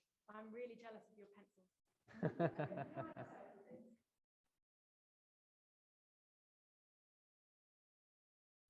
Wonderful. So welcome for those online, and it's great to be back together. Wonderful lunch. So we're talking about this, idea of food being more than calories, food sort of being nutrition. Why is it important? We're going to have some various perspectives. And I had been asked again just to try and help set the context and maybe just bring my experience, as a medic into this. Like I said earlier, we had no nutritional training, as doctors and GPs, that is gradually changing. And how I got into this, let me just tell you a little bit about that, is I had spent some years overseas in Africa. I came back, I was working and living in the inner city as an inner city GP, and I loved it. I was a pig in mud. I totally loved it. Could never say any of the names, so mixed, just brilliant. But I got to about halfway through my career, and if I'm really honest, I felt more like a pharmaceutical vending machine than I did a doctor. And we all know what it's like, rush in, you've got 10 minutes to try and get your story across, and us as medics trying to fit you into disease category. And then if you don't fit in a disease category, we're never quite sure what to do. And then, finding, a diagnosis, and then often following very pharmaceutically weighted guidelines. There would often be a tick box to lifestyle medicine, and you'd say something like, are you eating healthily? We hope they say yes, and then you don't have to ask any more questions. And so, Yeah, and then I then lost my own health and went through this, the system, thank God for the NHS, wonderful, we had all these scans and wonderful secondary care treatment. But I had this discussion with my neurologist where, I'd got a disease label, I had been given drugs for life, and just had this moment of like, gosh, I don't feel like you're telling me why I'm ill, and I don't know, what can I do to help get myself better? And it was a busy clinic, and he didn't even look up from his desk. He pushed a prescription across the desk at me and said, Sally, try this and I'll see you in 3 months. And it was the tipping point for me. And again, I don't want to blame us as doctors. We all went in to help people recover their health. And we're in a very restricted system in how we're trained and the system that we're in. But as I said, it was the tipping point. And I went back to the books and I thought, well, what does my body need to heal? And when you look under the hood, and as I've said, you look under the hood of chronic disease, you realize like lifestyle plays so much into health. And I was reconvinced again, those things we learn in our first and second year, all about our biology and physiology, is that our bodies are wired to heal. That we have systems that get rid of cancer cells every night. We have a system that moderates our sugars. We have a system that calms inflammation. We have biofeedback systems that actually keep our weight stable, as well as our mood stable. And yet we seem to have a problem that our lifestyle and our modern life and our modern approach to health is going against that. And all these wonderful, biofeedback mechanisms in our body have gone awry. And I always say to people, like, your disease doesn't just land out the sky one day, on your lap. It's a process. And those decisions that we make every day in how we sleep, how we move, how we rest, how we connect, how we eat, move us towards health or move us, towards disease. And as a medic, I had to get over so much, indoctrination and fear of it was all woo-woo and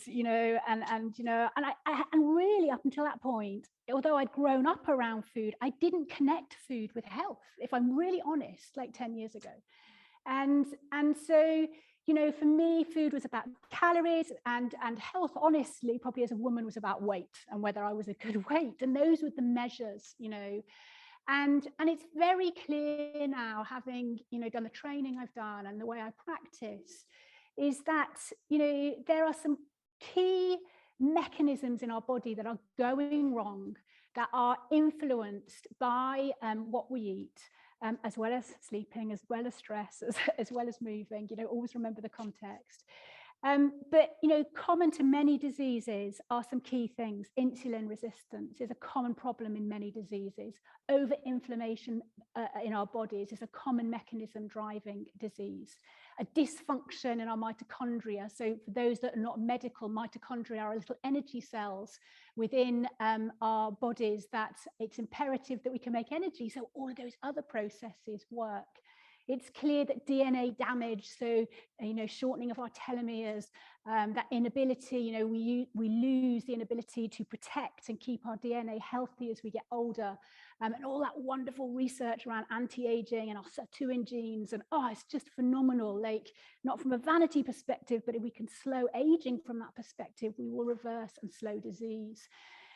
All the way through to, the wonderful thing about the gut microbiome. Again, when I trained in the 90s, we knew nothing about the gut microbiome, as we didn't know anything about sleep science either, and as much about nutrition as well. And what I see is that instead of focusing on disease management, which is a really archaic way of doing medicine, we actually need to respect the research on how it's come on and start, instead of looking at treating diseases, is actually looking at root cause of what is going on in that individual person and creating health plans that get to the root of where that dysfunction is. And it's very clear, from the science, that nutrition isn't just calories. Nutrition isn't just building blocks so that we have, the building blocks to make these mechanisms happen. Nutrition influences our very genetic material, our genetic expression. It influences our gut microbiome, which in turn is influencing disease. And so having a very different approach you know, to our health, and understanding, you know, as medics, the role nutrition has, you know, is just paramount to recovering our health and changing the course that we're on, you know, in terms of the health of our nation. Yeah, so yes, we're going to be hearing today, you know, from these guys talking about the different wisdom that they're going to bring to this discussion. And I think also just to mention as well, like the story for me as well with where our food comes from. You know, the Real Food Campaign is also passionate about sustainability issues, how our food is grown. Again, 4 years ago, I had no idea that food was even intensively farmed. No idea. Like, I considered myself educated, but as far as I was concerned, it was just getting it from the supermarket. And I've been on this massive journey around the incredible story, you know, of agriculture in our country. And again, not to point fingers, farmers have done what we have asked. We have asked for cheap food, and that is what they've given us. But understanding that actually how our food is grown, the impact that has on the nutrient density, the diversity of foods that we eat, you know, how far that food has traveled and how that affects nutrition, all the way through to how do we get it on our plate and how do we cook, and those wonderful challenges that Ped brought us, you know, in that story of actually getting good food into our own bodies and that of our families and our communities. And that's why I'm so passionate about being part of this, you know, idea of real food, being part of the solution to our health issues. So we're just going to swap over to Thai mics. We're going to have questions at the end, so do hold on to them. Thank you, Sally. It's so encouraging, and you know, to find so many of us who are feeling so similar, really, about understanding the context in which our food is grown, we're eating what it ate or how it was grown. And actually, we need good food needs stress. And that's the stress of the environment, a good stress. That is not too much, the same for us. Sorry, just have to, it's my eyesight, so brilliant. So just do that, thank you very much. Wonderful, excellent. So what I thought I would, so yes, I'm going to be talking about real food. What basically is real food, and why is real food functional and medicinal? What does it have that makes it so important for us, for our functioning?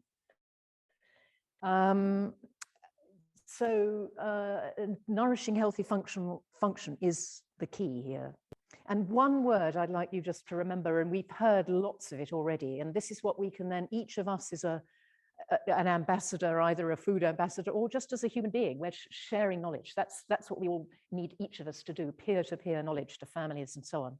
So the word of the day for me is often diversity, and that's what we've been hearing anyway. Diversity in the soil. If it's in the soil, hopefully it will be in the food. And we have just had the most diverse meal I think I've had for ages. Certainly at an event. I mean, so we reckoned, Chloe, who is the chef with the team, reckons that there were probably at least 40 different foods. And those of you who will know Tim Spector, yeah, the Zoe work, he's an epidemiologist, I think, famous for his twin studies. But he talks about 30 foods a day. Now that doesn't mean 30 fruit and veg. And I wouldn't mention that to all my patients necessarily, but the reason that we need this diversity is that we were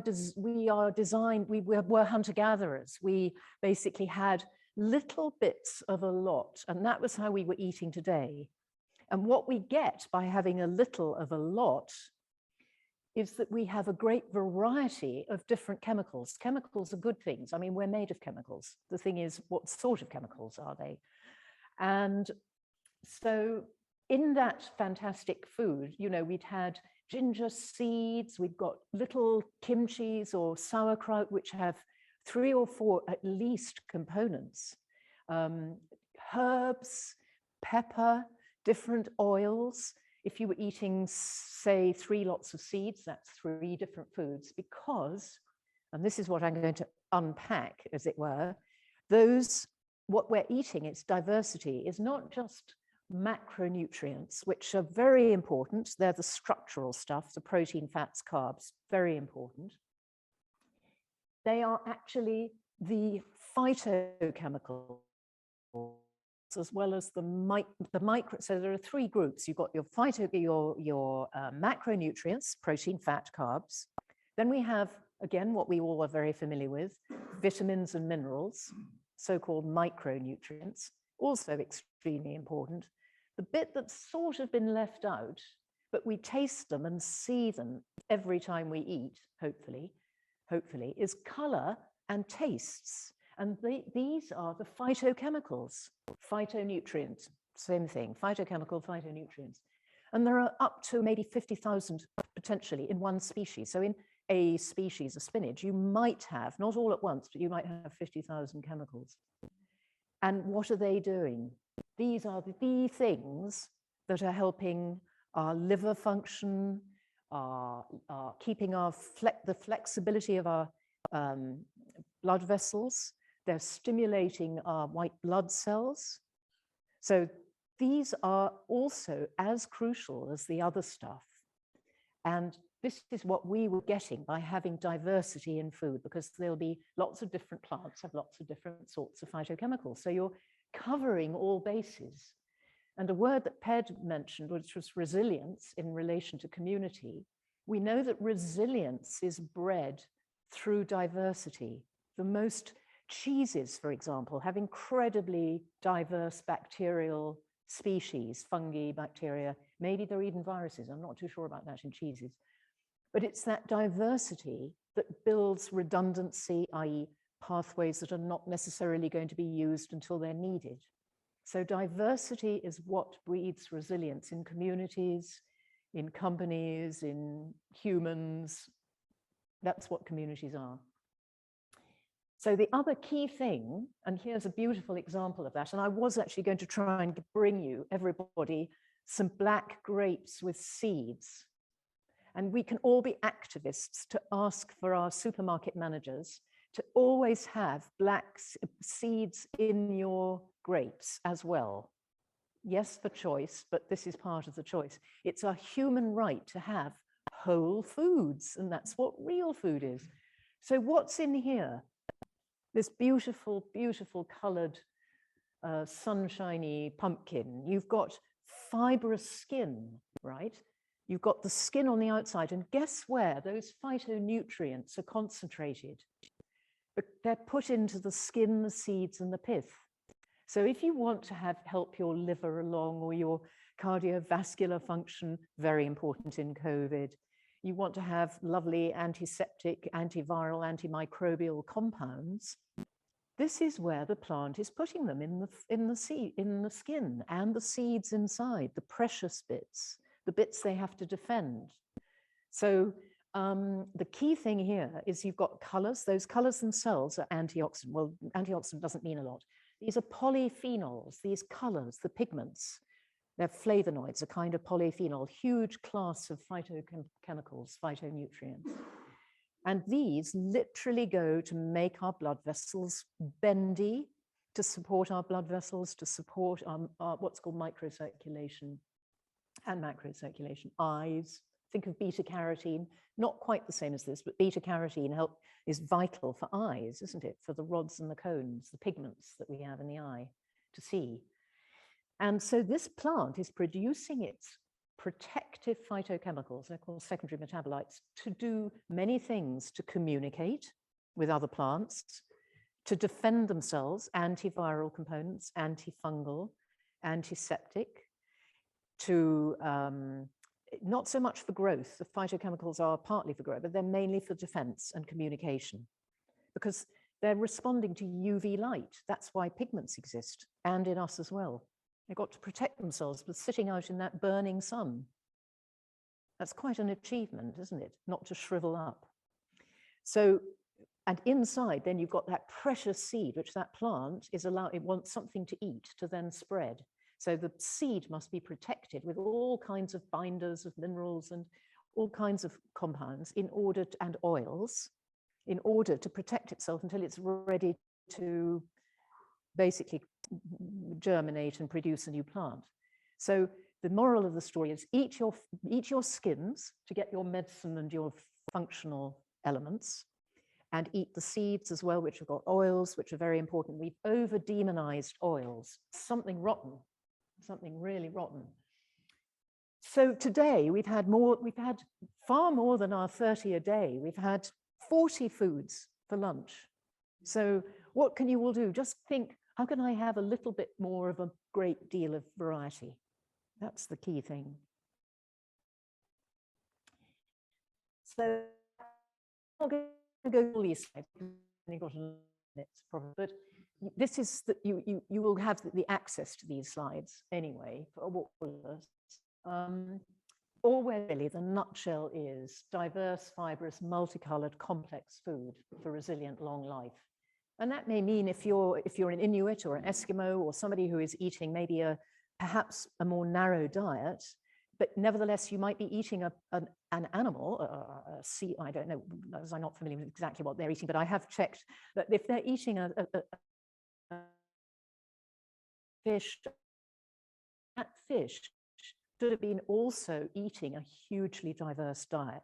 So the person eating that naturally grown fish will have access to many different phytochemicals as well as the macro and micronutrients. And the key thing is we taste and smell them. These are the tastes and the smells. So for example, the bitters are very important. We have bitter tastes from chicory, lettuce, dandelion, if you go and forage a bit. These are hugely, we have 28 at least taste receptors for bitter, and they're all over our body, and they're linked to our immune responses. Very important, not just to stimulating our digestive secretions, which enable us then to absorb better, but also to improve our white blood cells, our innate immune system. Anybody who might have eaten that sloe, did anybody nibble? Somebody nibbled on the sloe. Yes, Paul, we were talking about that. And how did it taste? It was bitter and astringent. Well, you're not those raw. They're lovely in lots of other things like gin. but what about that color? Lovely dark pigment, right? So think of that and think blood vessels, and antioxidant and vitamin C and all kinds of other things. And that's why the black grapes with the seeds, which we should be crunching, otherwise you have to go and buy grape seed extract at vast expense. That's not right.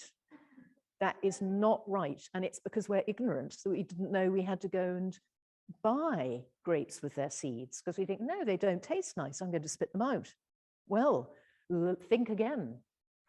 So these are, this is science. I'm not talking there's lots of evidence for this. Just a lovely image of all the different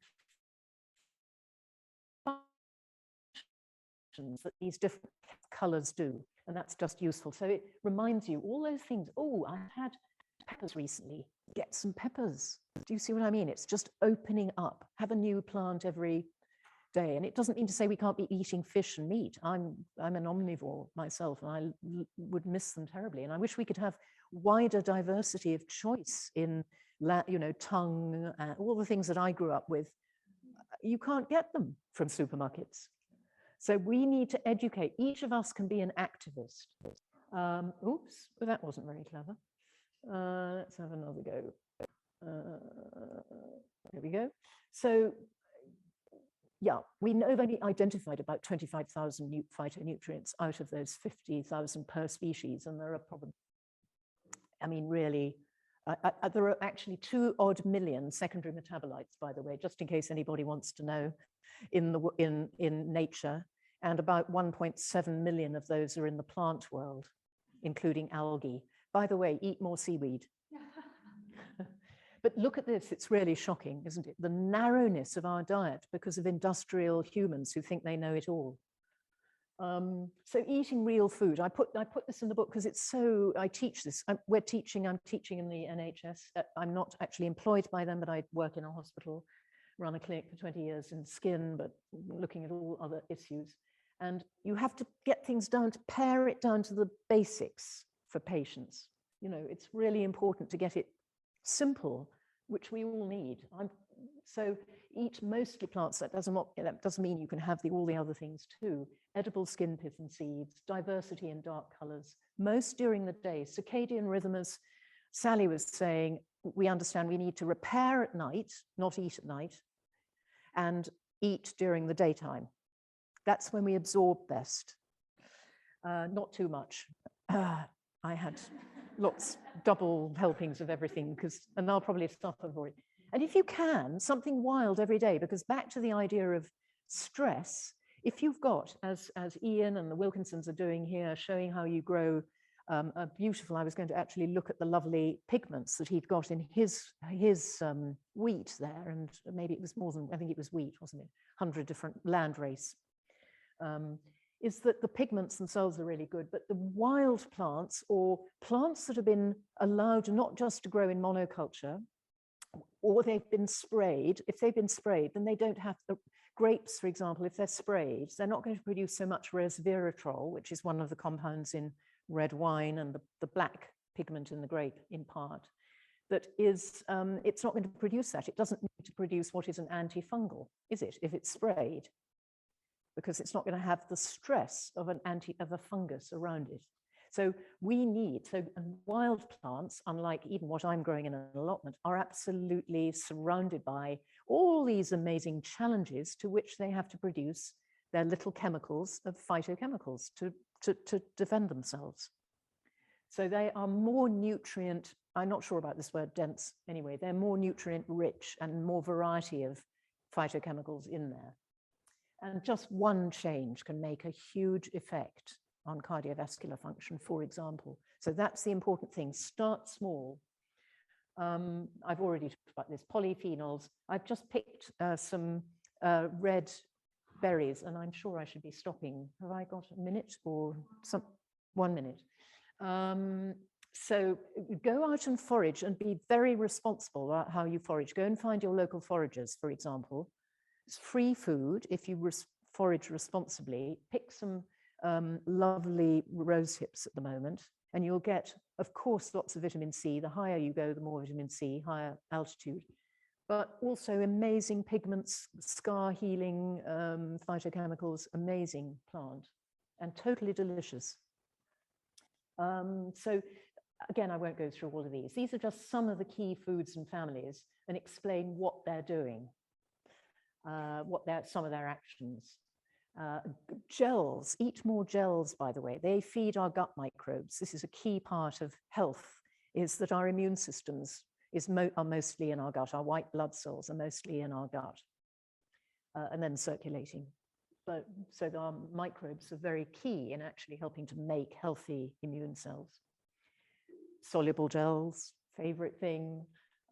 Gut antiseptics, you want some of those to make sure that you don't get, you improve your resistance, if you like, to food pathogens, food poisoning, and help the good balance of bacteria, healthy balance, which is the key to health as well. And then just, what are those wonderful phytonutrients? Herbs as well, they just happen to be more concentrated, that's all. Less of the sugars, which we need as well, but more concentrated. Insoluble fiber is just as important as soluble gels to feed the gut microbes. Very good example, brassica family, brilliant, and watercress you can easily grow for yourself, even in a bucket or in wet ground. And then just a couple of examples of breakfast and lunch recipes. But you could be eating all kinds of other things, and that's where our many cultures give examples of what else we could be eating. But eating together, just the fun of sitting around a table. It's known that you actually absorb your food better, and it's altogether a good thing. Pleasure is bound into us, which is really important. And then just a few hedgerow plants and how to use them opens up all sorts of ways of using them. And that's one of my favorite teas, which is home-grown, garden-grown rose and honeysuckle. And honeysuckle is one of the most important lung herbs in Chinese medicine, by the way, but it tastes delicious as a tea. Yeah, there you are.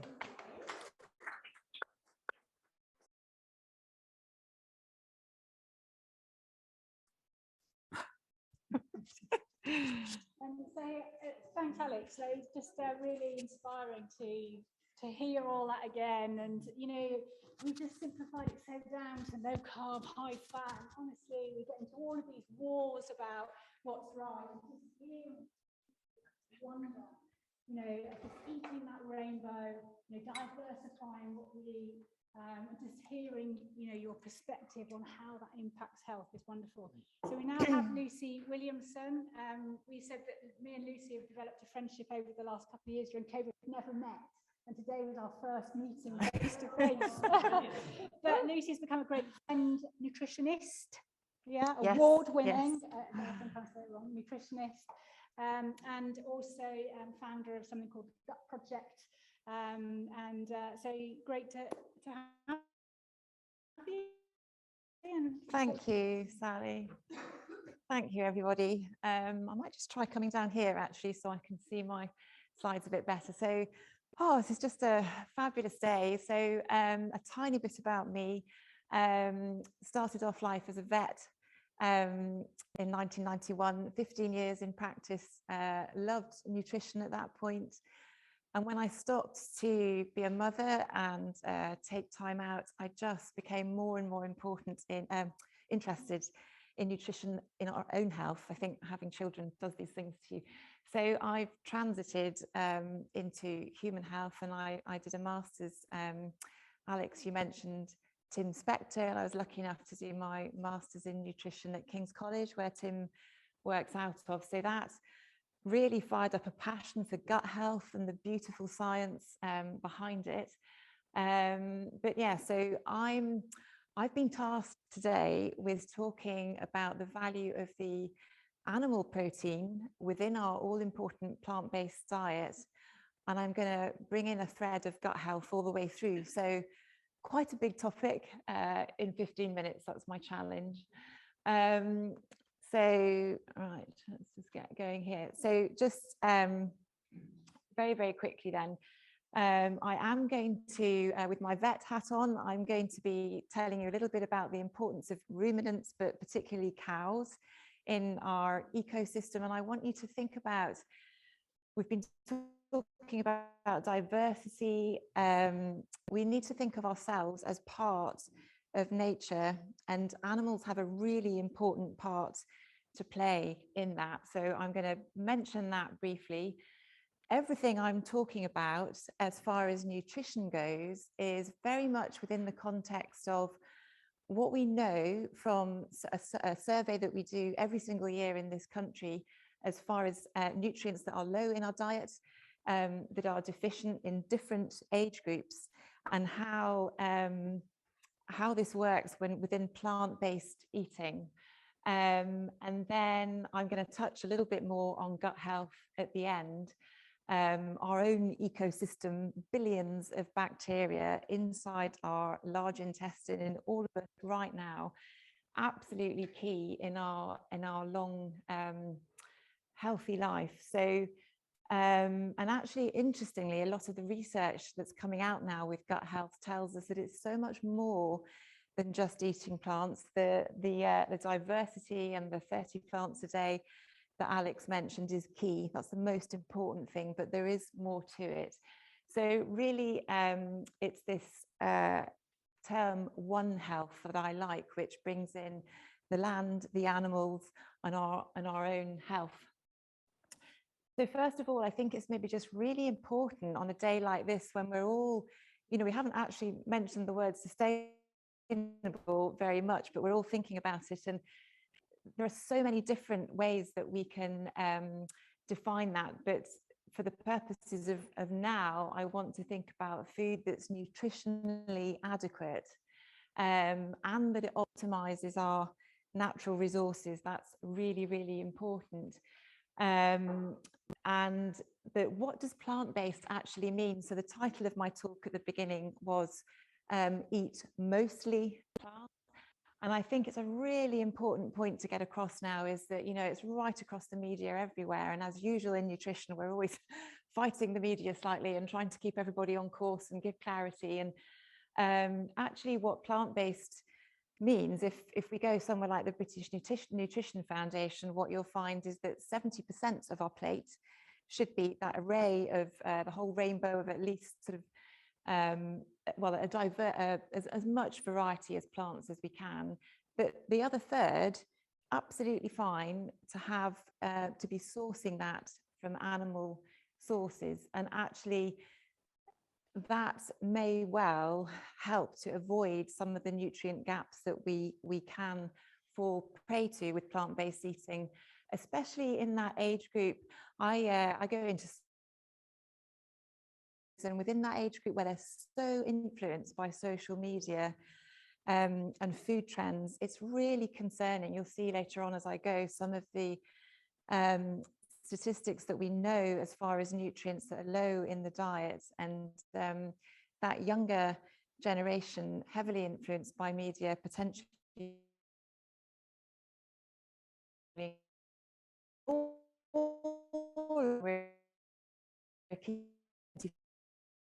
rising global population, and obviously very mindful of climate change as well.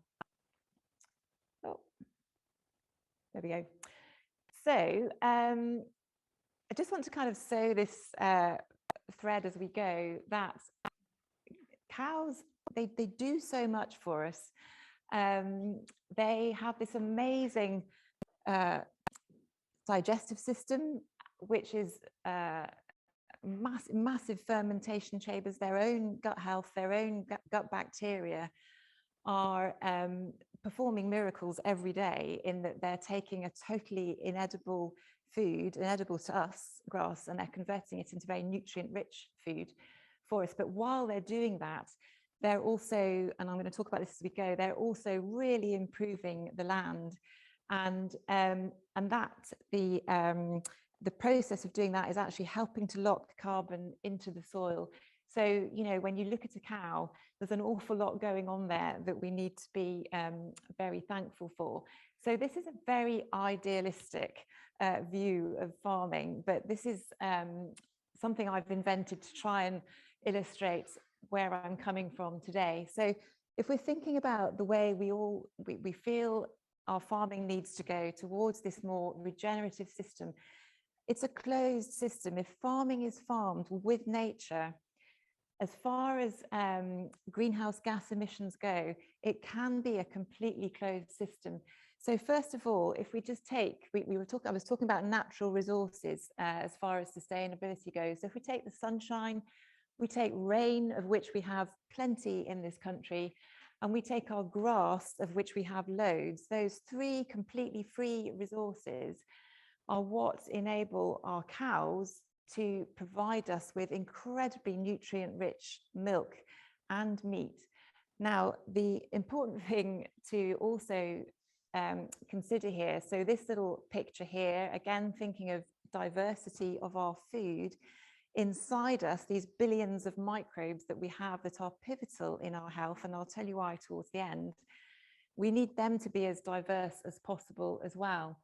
So the microbes that are going on inside cows are digesting this grass. They are converting it, in this case, into milk. As the cows are doing that, they're grazing, they're trampling dead matter into the soil. Those worms that we saw earlier, they're bringing that dead matter down into the soil. The soil becomes healthier, its microbial diversity increases, it's more able to hold on to water, its fertility increases, it grows better crops.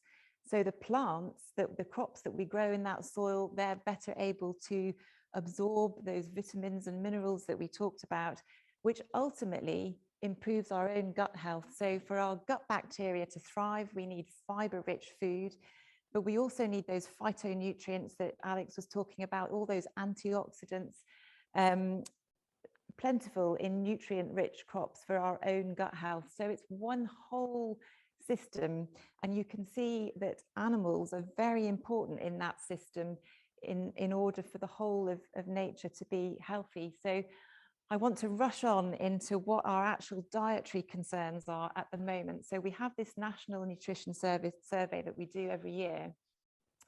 Currently, we know that 20% of teenage girls have an intake of calcium, which is 20% below, RNI is recommended nutrient intake.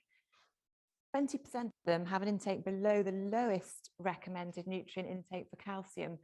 Iodine, it's 25% below, and this is particularly concerning because iodine is really, really important for healthy pregnancies.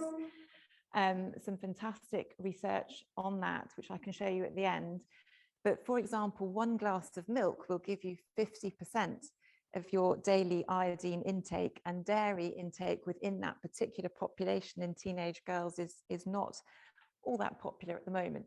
Iron, I feel like I've got it in for teenage girls, but this is just, this is just one. I'm short of time, and I just wanted to kind of bring a few highlights out for you. Iron, a massive 48% of girls between the ages of 11 and 16 have an iodine intake lower than the recommended amount. So that is absolutely key. Obviously, at that age, we're thinking of puberty and going on into those pregnancy years.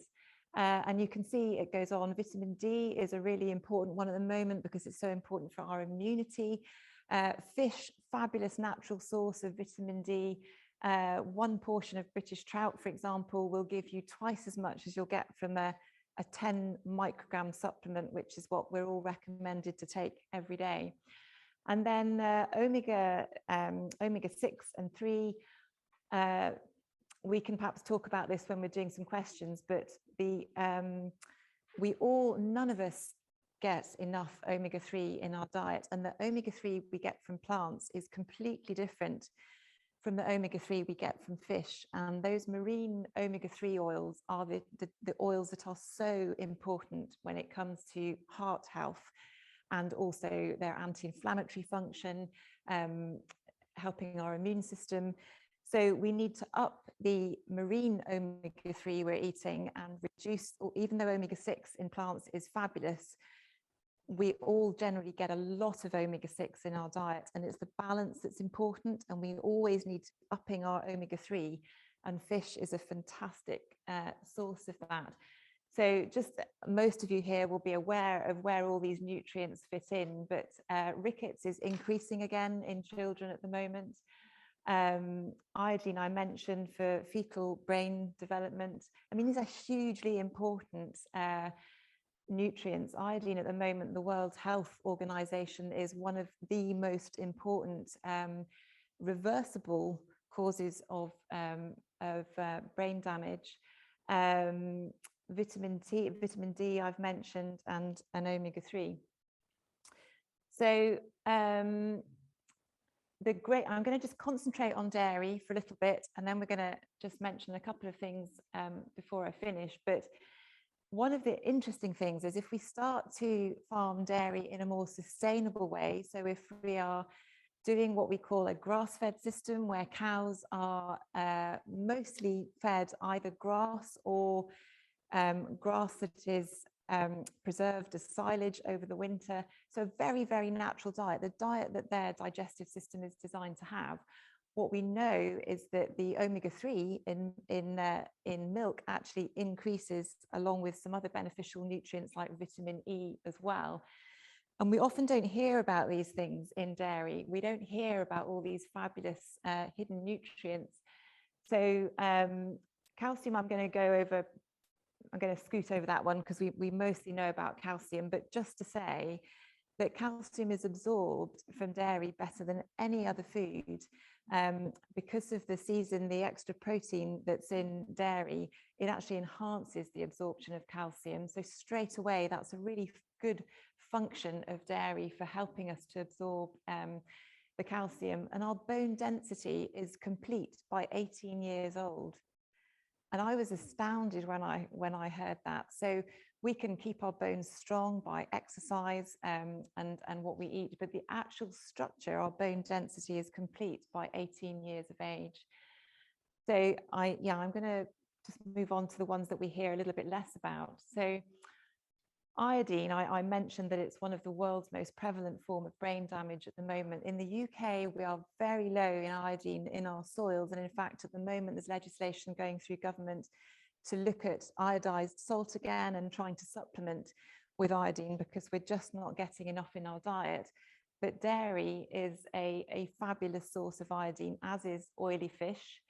And so these are the groups that the government have identified that are particularly susceptible to an iodine deficiency.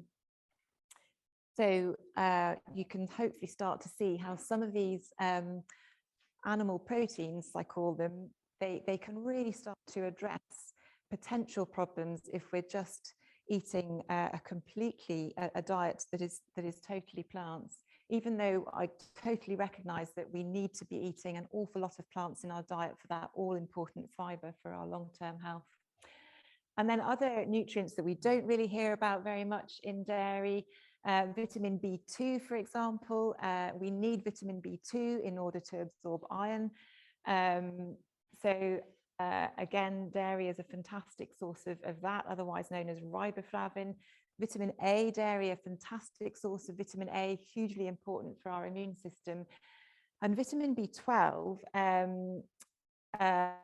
mean, you could write a whole book about vitamin B12, but it's only available or pretty much only available from animal sourced foods. You might get it in some fermented foods where the bacteria are producing it.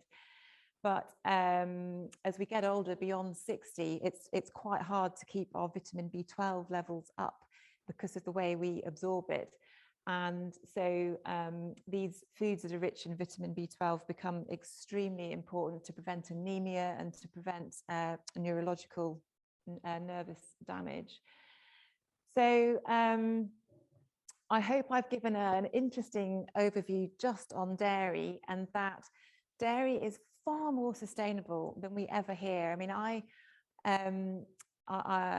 just like to give a counter argument. You know, when we think about it, just to repeat, our cows are taking resources that we just freely have available in this country, converting it into a nutrient-rich food. And also, if they're being farmed sustainably, they are helping us to capture carbon in our soils. 60% of our grasslands in the UK cannot be cropped anyway. They're not suitable for cropping because of where they are. They might be on, you know, in very hilly areas that only animals are able to graze that land. So all the benefits that ruminants have within the ecosystem actually can offset greenhouse gas emissions from agriculture by a further 7%. So I hope I'm showing the good side of animals. Just to touch on beef, so I'm guessing most of you know that we can absorb iron from beef instantly. Beef that's in iron that's in vegetables, so non-heme iron, we have to convert it first into a form that we are able to actually absorb it. And we have to have other nutrients in our food in order for us to do that. So for example, vitamin C will convert iron in plants into the form that we can then actually absorb it. But it's really important to share this kind of information. So I'm just going to quickly touch, am I doing okay for time? Okay, just very quickly, the evidence now is, I think as far as meat goes, we just need to be moving away from processed meat. As far as unprocessed red meat, eating it once a week, especially again, if we're thinking about those pasture-fed systems where, you know, this isn't comparing it to the type of intensive farming we see perhaps in America, but some smaller pasture-fed systems that we're starting to see now in this country, a fantastically nutrient-rich food. And we can talk more about the evidence surrounding some of the links between red meat and particularly colorectal cancer, perhaps after this. Fish, I've talked about, a great source of those really important omega-3s, DHA and EPA, fantastic source of vitamin D. especially at the moment where we know that rickets is on the increase again with children. Vitamin D really important in our T cells, which are a specific type of immune cell to make sure that our immunity is working well. And before I finish, I do just want to talk a little bit about gut health. I knew I wouldn't have all that much time, but the key absolute take homes with gut health are that the process of natural childbirth is where we first get our bacteria from. And as we go through life, depending on our diet and our lifestyle, that is what nurtures that microbiome, those microbes within our guts. As Alex mentioned, 80% of the cells of our immune system actually sit in the walls of our gut. And the bacteria that we have within our gut is constantly sort of, if you like, exercising that immune system, making sure it doesn't overreact when we have autoimmune disease, when our immune system is reacting to our own body cells, but that it reacts correctly when it needs to. And so our gut health, our gut microbiome, absolutely essential in may have a very optimized immune system. Genetic material is about 99% the same as the person you're sitting next to. Our gut microbes are only about 30% the same, and you can change them within 24 hours. It's really exciting. It's so easy to change your gut bacteria. So lastly then, fiber-rich food from plants, all those lovely phytonutrients that Alex talked about, fermented food, really natural sources of probiotics. Somebody mentioned cheese. Cheese is a wonderfully natural probiotic, and all we hear about now is buy your supplement probiotics. Just eat it in the food. Kefir, bio-live yogurt, and as well as really optimizing our immune system, our gut bacteria are involved in so many different things. They produce many chemicals that we go on to use, things like serotonin, our happiness hormone. Our gut microbes are pivotal in the formation of that. They will help to maintain a correct cholesterol level. They help with our weight control. Immunity, we've mentioned. I mean, it's a hugely enormous list, far too much to talk about now, but certainly gut health, the medicine of the future. And I hope from what I've talked about that you can see that the microbes, for example, that are in our soils, very similar to the microbes that are within, and also and really we want that diversity, that huge range of microbes, just as important in the soil that we saw this morning, helping the plants to unlock the nutrients from the soil, our own gut microbes helping us to unlock those nutrients from our own food. And in fact, those antioxidants that Alex was talking about, our microbes actually activate the antioxidants for us as well. So that's just summing up what I've talked about. It's so exciting, I could talk about it for hours on end, so I'm going to wrap up and pass you over to Lawrence. Okay, welcome.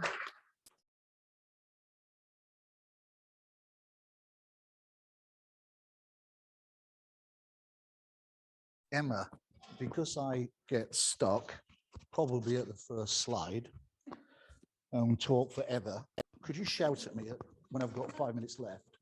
And when I've got 2 minutes left, throw something. Yeah, that would be really good.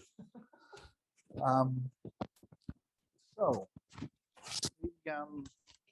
yeah, how to do this thing. Technically challenged. It's because it's Yeah. gonna be all right now. Is that okay? Yeah. Thank you. Because I need this thing, don't I? Okay. I'm Lawrence Woodward. I am here as part of the culture. Background organically in 1975 and converted a 245 acre mixed farm, which we had dairy, sheep and cereals. Because of the problems that we had during the conversion, we started to look around for advice and for research and for information. In those days, there were no subsidies for organic farming. There was only subsidies for production. And no one was doing any research, and there wasn't any advice. Couldn't do it. Nobody was advising.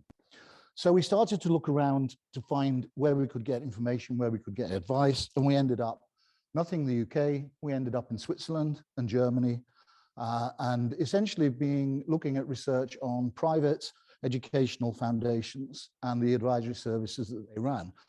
We at that point decided that if anything was going to happen in the UK, we'd had to set up our own research foundation, which we did in 1979, 1980, and moved from Dorset, where we were, to Reading, to Newbury, near Reading. Reading University, premier agricultural university. Agricultural College at Cirencester just down the road. There was the Weed Research Organisation in Oxford. There was Compton Research Organisation, which was also just north of Newbury. So we thought, okay, we are going to be there right in the middle of the research community, and we can collaborate. Within sort of 5 years, most of those have gone out of business. They've been sold off or sold to private companies. And we did actually collaborate with conventional researchers, mainstream researchers. But we set up this foundation, we set up a research farm, we set up an advisory service. And for 30 years, just over, I ran that as director. We got into organic farming because of resources. Basically, the question was, how do we feed ourselves when the oil runs out? Now, most of you probably don't remember the oil crisis in 1973. But this was a big deal. 3-day week, places were closed down, oil prices shot up. But the thing was that oil wasn't just about driving a car. We produced a publication a little later. There was actually an original publication called Eating Oil, because actually what we do is eat oil. All food processing, all the food production systems are all based on petrochemicals. All the fertilizers based on petrochemicals, the packaging is based on petrochemicals, petrochemical derivatives are used in pesticides and so on and so on. We eat oil. So that's what we were concerned about. And it took a little while for me to really understand about health and food quality and to work out what the hell was happening in our production system. And once I did that, we started to think about food quality, the links between how you produce the food and the question about health. And this was then we ended up going back to, I'm doing something wrong here.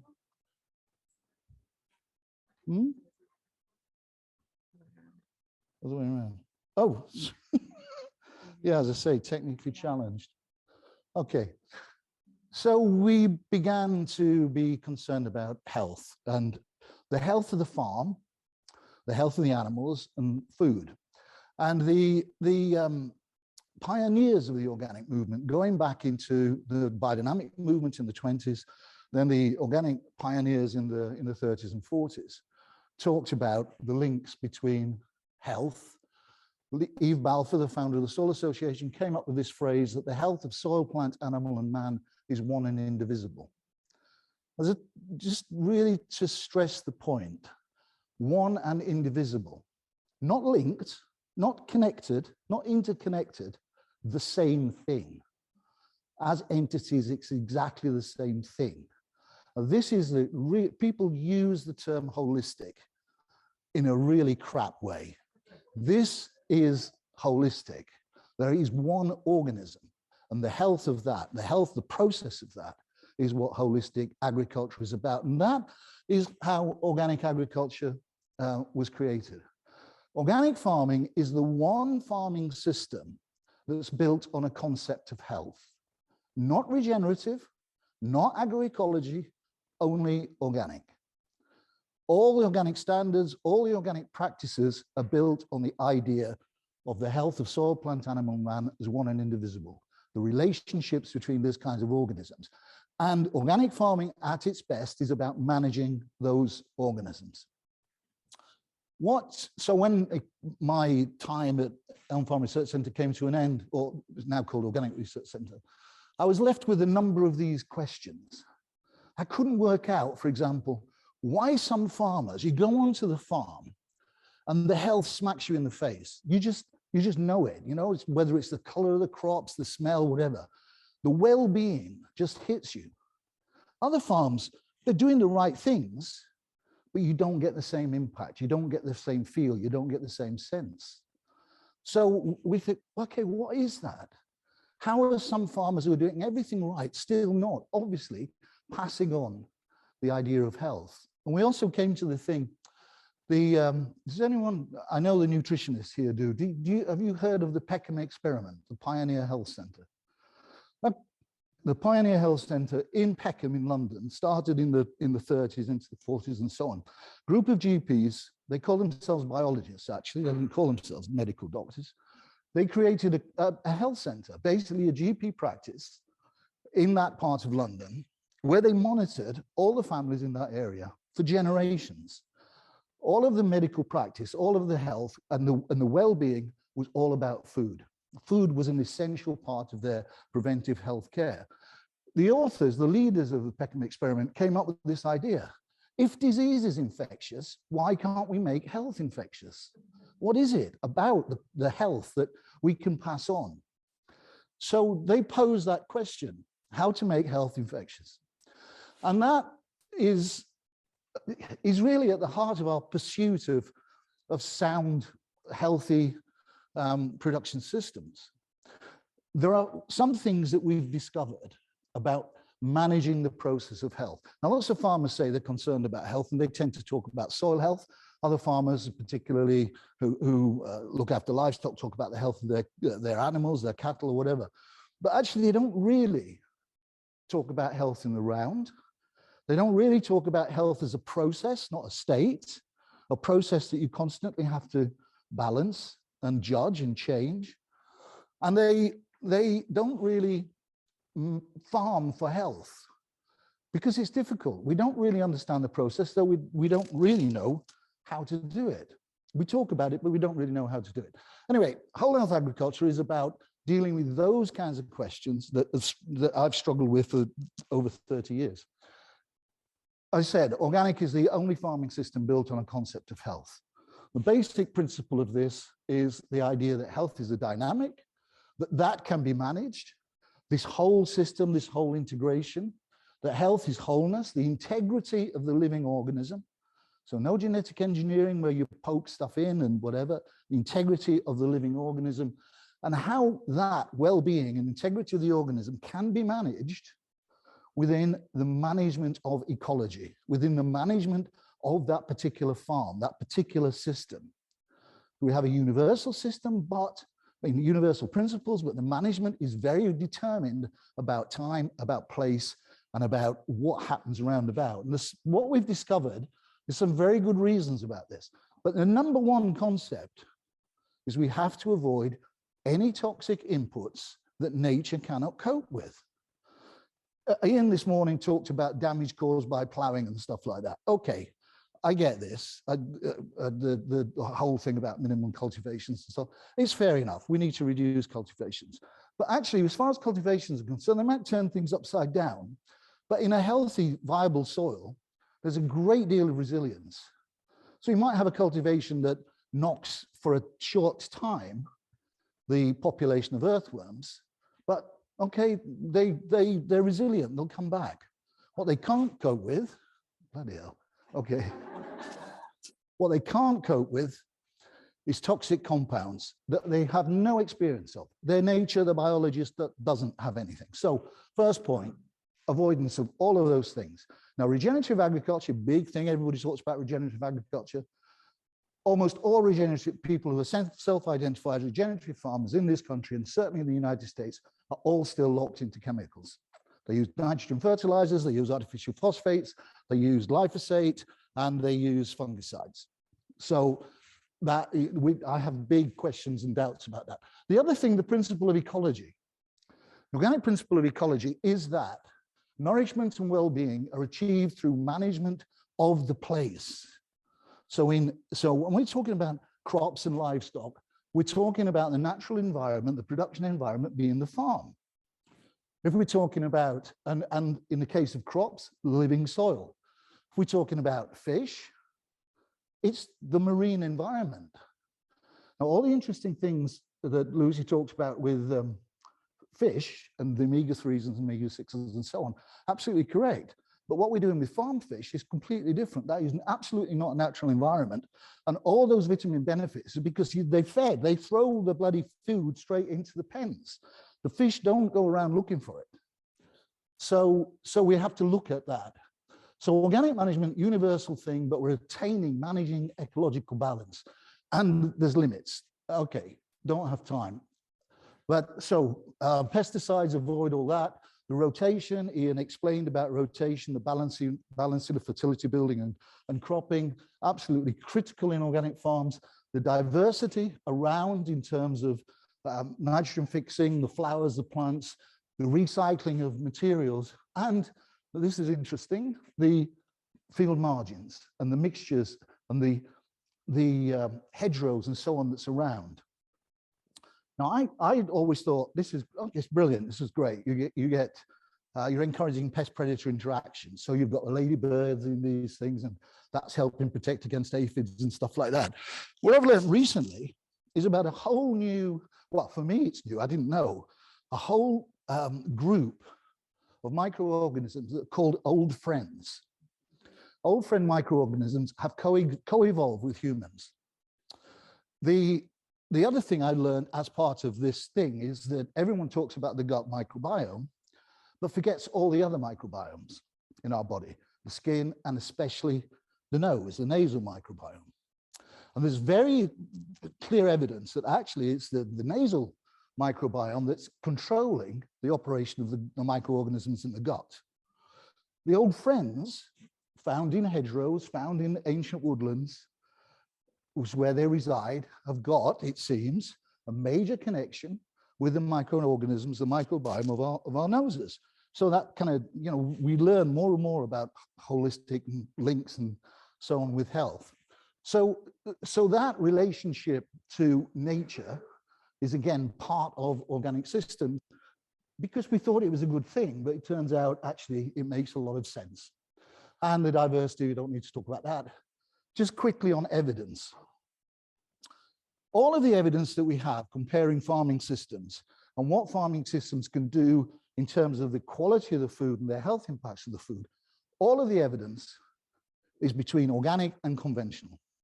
There's no research evidence on regenerative, very little on agroecology, very little, I'm afraid, on pasture fed, except where it's organic, but solid evidence comparing organic and conventional, and solid evidence that shows in key parameters, organic outperforms, key parameters being vitamins, antioxidants, particularly omega-3, omega-6 in livestock.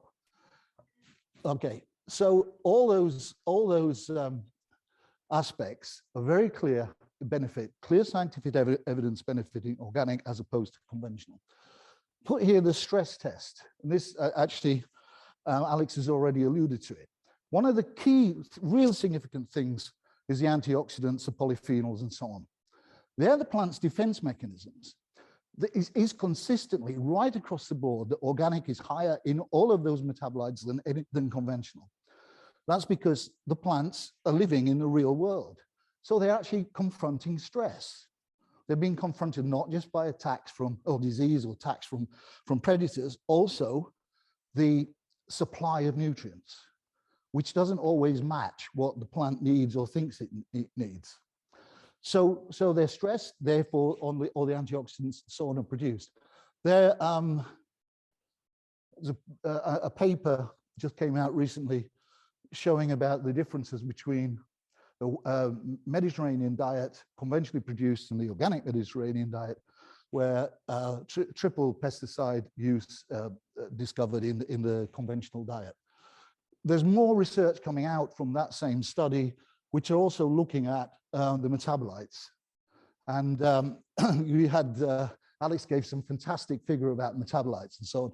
Actually, my guy's only looking at 3,000, but he made the point that only 200 of them are named. So we're not really sure why this is working. We know that all these secondary compounds are critical in health management, but we need, we don't really know how they're working. Okay, variability in systems, but this is really what I wanted just to leave in terms of our discussion.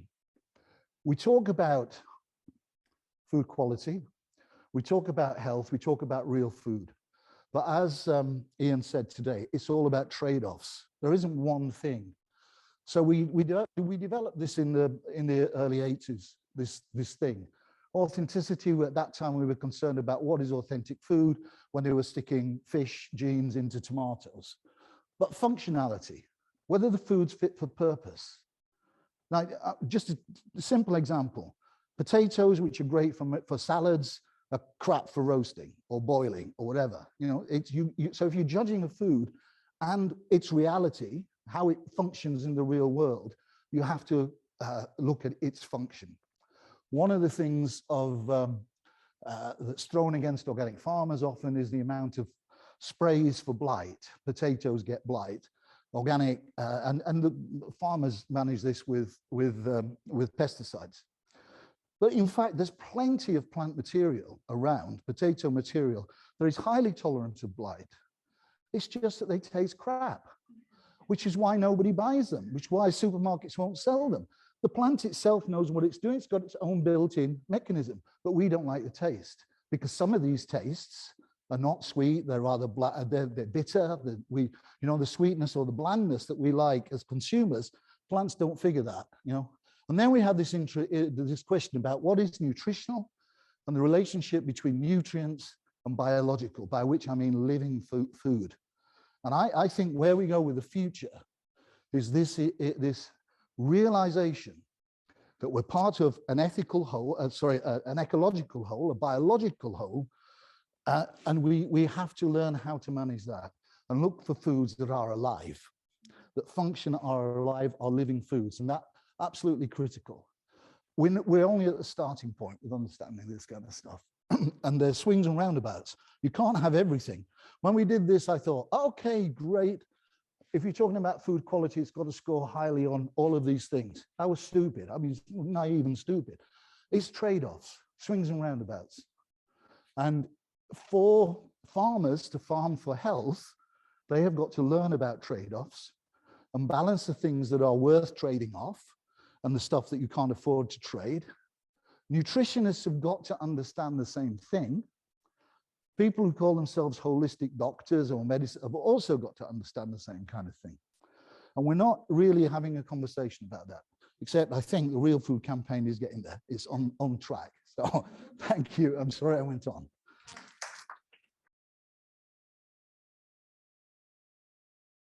So focusing on the impact of our immunity. So I would go the long in terms of how long it's been mature, looking for mold growth not being afraid with, looking for artisan producers, consider whether they're making it from raw milk.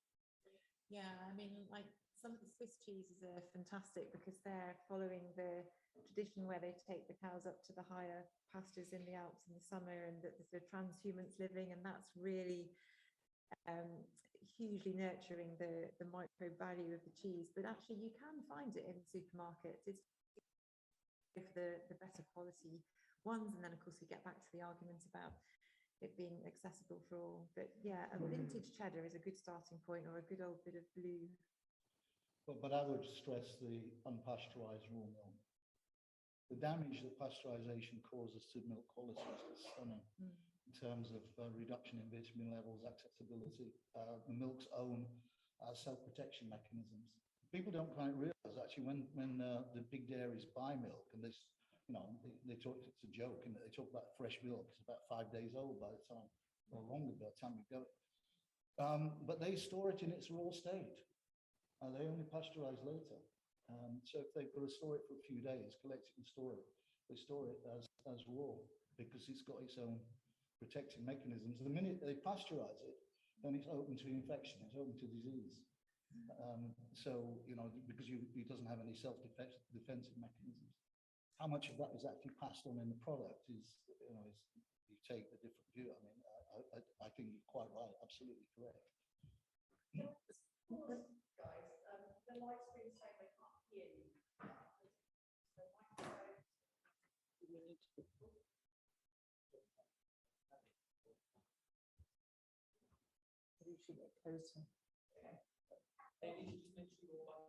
Yeah. Okay. Yeah.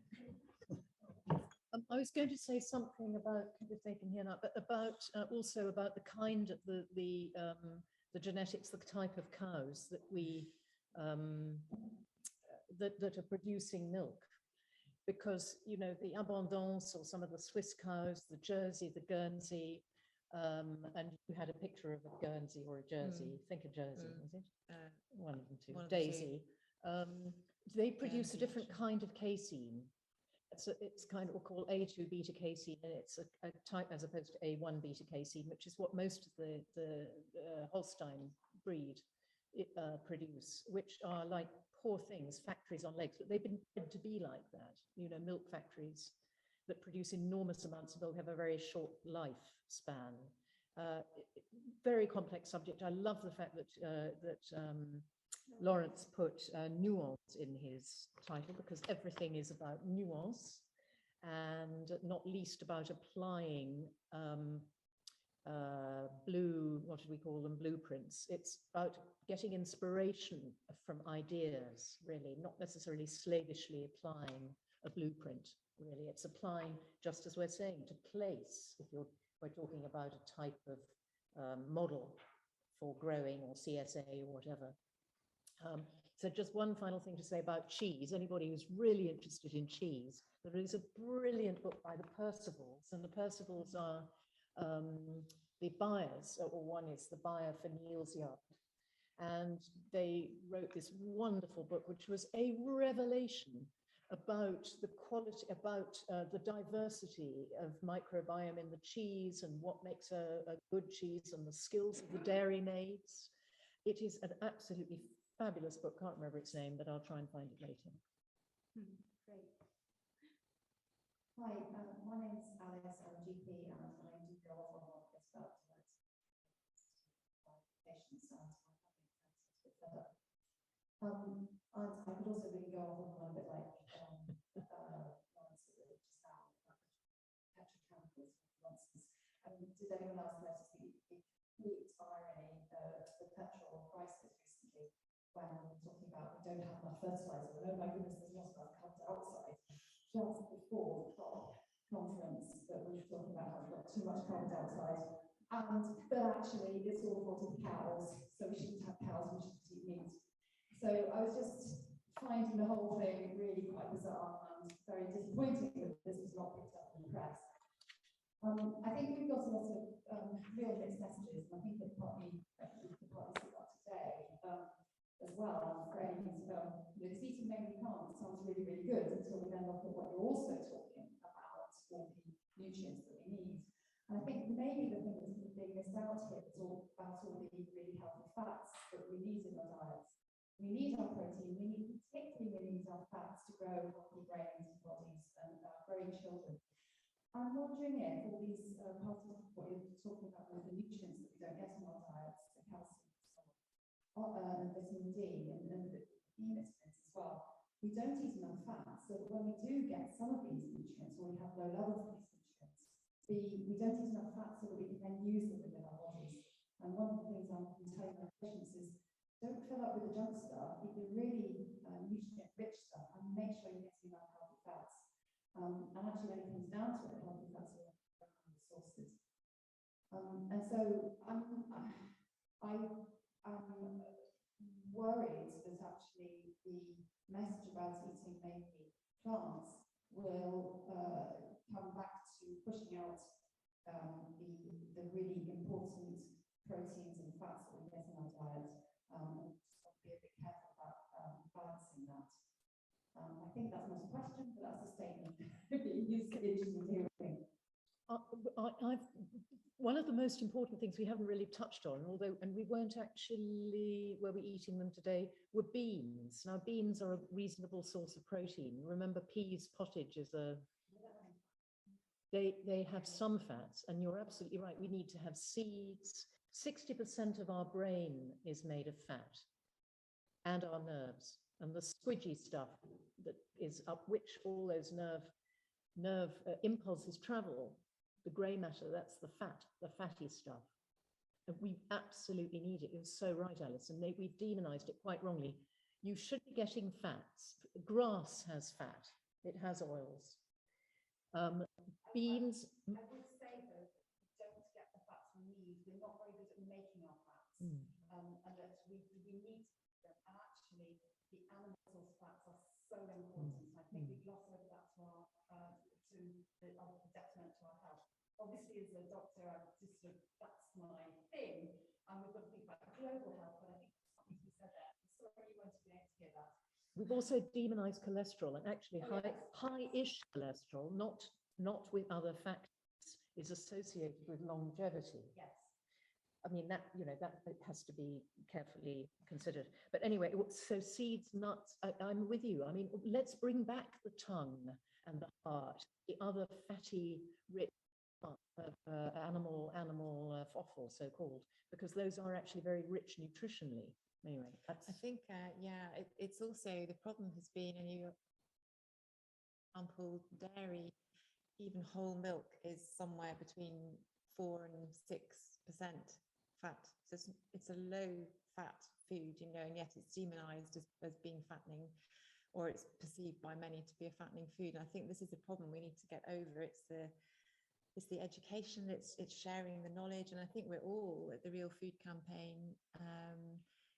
totally in agreement that this is the whole point, that if we can eat that whole balanced diet, which has, as Sally beautifully calls it, the plant slant, but recognizing the value of that 30%, truly nutritious part that the animal fats, for example, can bring into that as well. It's hugely, hugely important. I mean, I'm totally with you. I think the low fat movement has devastated the health of our nation, our brain health. I think it's probably one of the leading causes of why we're having so much dementia. I think one of the other issues is that what we have done is we've replaced animal saturated fats with industrialized seed oils. And I think there's emerging research that these high levels of linoleic acid in our diet are having devastating effects on all aspects of our health. We know that inflammation is one of the key drivers in all chronic disease, and this balance between our omega-6s and 3s is partly due to the fact that we have put industrialized seed oils into every processed food. It's labeled vegetable oil. I remember in the 90s, Flora, it was healthy, it was a healthy swap, and so we have been indoctrinated into thinking vegetable oils are healthy and that saturated fats are unhealthy. And I'm totally with you. I think it depends on where we are culturally. I think coconut oil should be eaten wherever coconuts are grown. In terms of saturated fat, for us, it should be goose fat, duck fat, lard. I have no problem with people eating saturated fat. I don't believe the story that it raises high cholesterol is linked to heart disease. I think that's out. There's good evidence that challenges that way of thinking. And so I'm with you. It is about having good fats in our diet. And when I think plant slant, I'm not thinking lettuce leaves and the rainbow salad. Like pour on the olive oil and fry it up and roast it and let's make it tasty and beautiful. So I'm with you there around the fat message. I think it's had a devastating effect. Could I just sorry. Okay, could I just, in terms of how we produce this, Lucy mentioned, I think earlier, about the cheese that is surely fully matured. I mean, is this the same kind of thing with plants that far too many people have got a big deal about baby carrots, baby stuff, or little sprouts, or this is committing infanticide on these things. But basically, plants are meant to mature. You've got the full you've got the full range of nutrients and balance in mature plants. You can see this mainly in wines and so on, but it's also the case with animals. Yeah. And so a 15-month cow, killed at 15 months, 18 months, or whatever, is a completely different animal, different shape, different composition to something that's killed at 2.5 years. Totally different. Similarly, chicken. I mean, the idea of we used to have different breeds of chicken, and they were produced in different ways. So there's one thing, somebody did some research going on this, so I discovered it this way: asparagus chicken, which is young chicken. They eat young in the spring. Then they carry on and they get a bit fatter and fatter, bigger, and then you get the old thing that you produce at Christmas, but properly, you know, cooked slowly and stuff. So our agricultural system, whether it's dairy cattle, beef cattle, pigs, poultry, whatever, we no longer follow the cycles of production and the natural cycles to do with sunlight and length of day and stuff like that. So if we're talking about farming transformation and a health transformation, we've got to relearn some of that kind of stuff. People talk about seasonality in terms of vegetables, but it's also in terms of animals and the maturity, and this is very different. And we have to relearn that and have a different conversation about those things. And farmers, as the structure of farming set at the moment, they can't manage it. There's just no way our agricultural system, let alone the supply chain, can deal with those kinds of things. So this is why I get wound up about people talking about regenerative and scaling up and all that kind of stuff. They never actually talk about those proper obstacles. It's copying what the existing system is.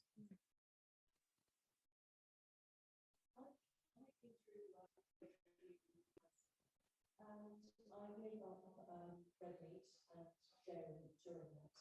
I've read a range of books linking red meat to actually, I have B12 deficiency. I now eat pasture-fed meat, plant-based diet, but it's so confusing for us non-health people, you know, trying to take a lifestyle approach to our health and maximize our survival chances. And there are so many conflicting messages out there, particularly around meat and dairy. So what I'm wondering is, you know, left still thinking, what is the truth? And is it actually different for different people and different metabolic types? And, you know, your microbiome profile, or is it actually, you know, the way in which dairy and meat have been raised, which I know has a very different nutrient profile, but I would really appreciate, you know, some more wisdom. You've all spoken so eloquently and helpfully about this, but there is a big message to get out there for us, particularly people with things like cancer. So confusing. Can I just try? Yeah, go for a start. So that's a happy story, I think. In the end, you know, you obviously well. So as a registered nutritionist, we take all our information from evidence and from the current research. So as far as nutrition and cancer, the World Cancer Research Fund have a fantastic evidence base, and they're updating it constantly with what they call the continuous update project. And with that, what they're doing is constantly reassessing new evidence as it comes. And a lot of it is what we call from systematic reviews, where they're actually combining many, many different studies and combining the results to get. So rather than just taking, you know, one study, you combine lots of studies and you get a very good, much more effective result. And so that's changing all the time. And a few years ago, certainly the results of those studies were suggesting, as far as, you know, we've been talking about meat. So as far as a link between red meat and cancer, they will rank the associations between the nutrient and the disease according to the strength of the evidence. And so the evidence used to be that there was that they use the word significant association between consumption of red and processed meats, and particularly with colorectal cancer. But that has now been altered again in the face of new evidence over the last few years. And now what they're saying is that the link has been reduced in that it's a probable link, but it's no longer a significant link. So in other words, we're getting more research coming through, and these are from really long studies from, you know, tens of thousands of people over many, many years. And so it's confusing, it is confusing, but it goes back to what we were saying right at the beginning, that the evidence is more against processed foods as far as the link between the nutrition of foods and cancer. And when we're thinking about the whole unprocessed food, so for example, a steak of red meat, what we know from the evidence at the moment is that if we're eating no more than about 70 grams per day, which is a lot more than most of us would eat anyway. So if you're eating red meat maybe once a week, you're probably eating about 150 grams a week. So what the evidence shows us is that as long as we're not eating, it's about 350 grams a week or above that, then it's totally fine and it's a very nutritious food. Above that, the risk appears to increase, particularly with processed meat, particularly if it's burnt.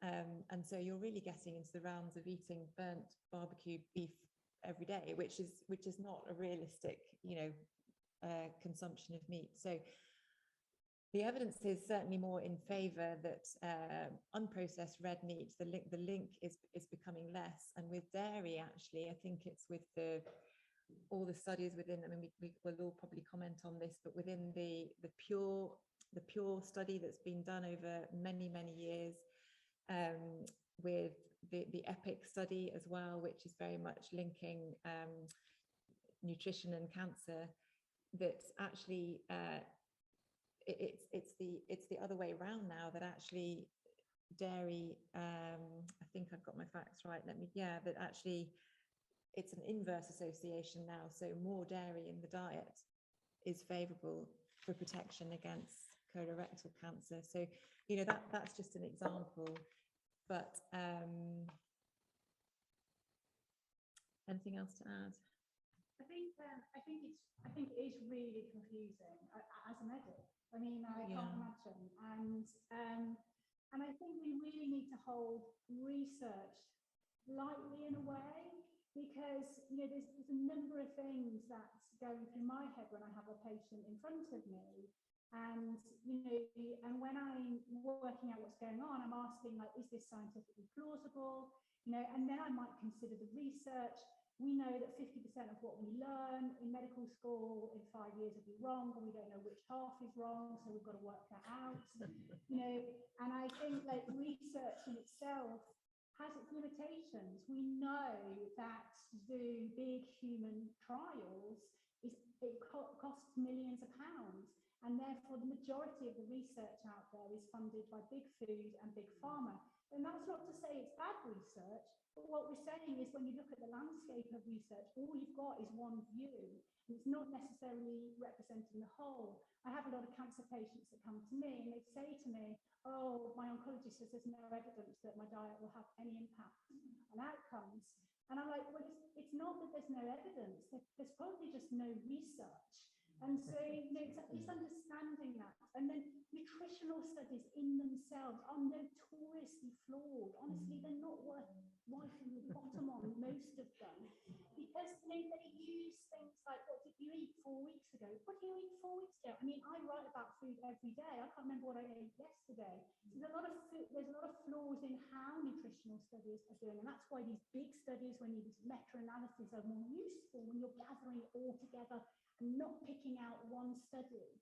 But what's most exciting actually is following somebody like Tim Spector with the PREDICT trials, because it's a prospective study, you know, it's done in real time and we're learning as we go along. And I think you're right, what is coming out of that is that health is very, very personalized. And we need to move away from going, this is what the whole population needs to be doing, and becoming more and more, how you react to food, what happens when you eat that bagel, and what happens when I eat that bagel is completely different. And the future of medicine is personalized healthcare. But then, in terms of that, so I've got, scientifically plausible, I've got, the research there, what's it saying? I've got a scared patient in front of me that has a different, I don't know what's going on in their family, what's happening with their finances, what their cultural beliefs, what they think about certain things. And actually, creating a health plan with somebody is also personal to them, to what works. And so all of those things come into play. And I feel sad that we've just made it about binary research when actually so much of life is about holding tension. It's about holding those paradoxes and trying to find a way forward. And I think the other thing that I would say that really concerns me is that as soon as we have medics, who have an ideology about a particular way of the way we should eat, or are associated with whether it's the pharmaceutical industry, it sways how we see research and it sways what we represent. And so the people we believe in, you should be asked, like, are they living it? What are their beliefs? Like, where is the money coming for this research? What is motivating them? So I think as a population, we need to wise up a bit about who we let influence us.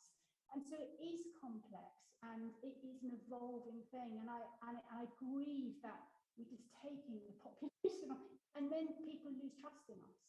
But I feel your pain. I think it's hard.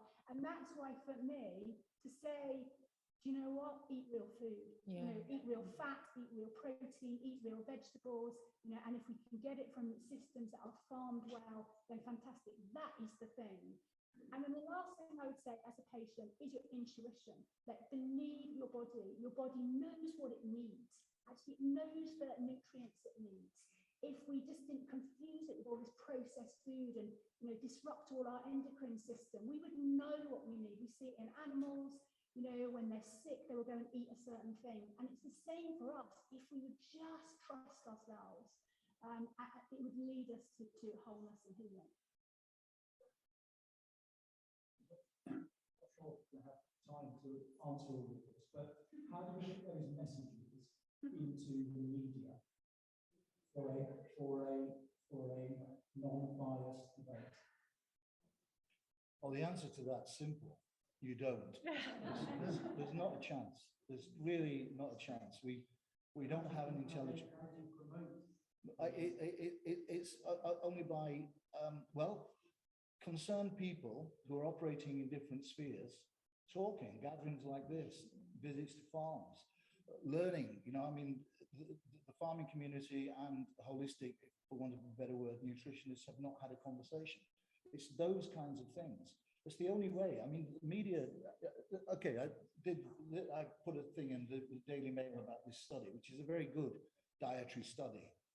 But the headlines were, triple pesticide residues or whatever. Actually, what they did is kind of sensationalizing it and missing the nuance of that study. So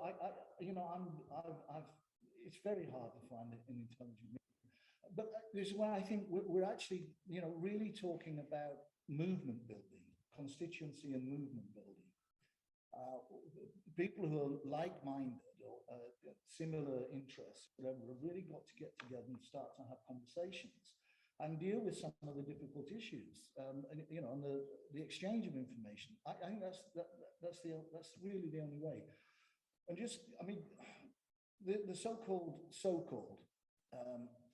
National Food Strategy that came out the other month, Henry Dimblby's thing. It was a masterstroke in bullshit and lies and no strategy at all. It was a kind of wish list. Everybody can take something from it that they like. But actually, if you look at it, they're talking about carbon cycling, whatever, and their solution, as is George Monbiot, by the way, their solution is light years away from real food. It's genetic engineering, nanotechnology, synthetic biology, fake meat, and. There's a major industry thing. So it's critical when Sally talks about real food, those of us who believe in something that might be called real food and might be called real farming have got to get smarter at defining that, describing it, and understanding how it works. This is not anything we can leave to politicians, policymakers, or media. We've got to do it ourselves as a movement. We've got to create a holistic movement. And this is why it's so good, sorry, Antonio, that we're actually coming together, because this is like a bit of a pilot, you could say. This is a starter, along with those who are watching us, is that we want to start that conversation. It's about making a big context, understanding more what it means to feed an animal, or allow an animal to feed for its medicine, as well as for its food, in a more natural way. That's quite an elastic thing, whatever natural is. But we know that feeding, back to the cancer and the meat, feeding the wrong food to an animal changes even, I mean, there are many things it's going to change. It's going to change that inflammatory nature of the meat because of the different omega-6 to 3 ratio, among other things. Go for the most yellow butter you can. You know that that's an animal, a ruminant that has eaten lots of different kinds of plants. And the beta carotene is that orange that's hidden in the green of the plants. It comes out into one small thing. So yes, we all need to widen the context, educate our children. What does it mean to do what Lawrence is talking about, you know, real health, growing healthy food for healthy people. And get on our social media handles. Yeah, Like Lucy is always, she does the most amazing content. And we know that it's influencers that are changing and shaping our next generation.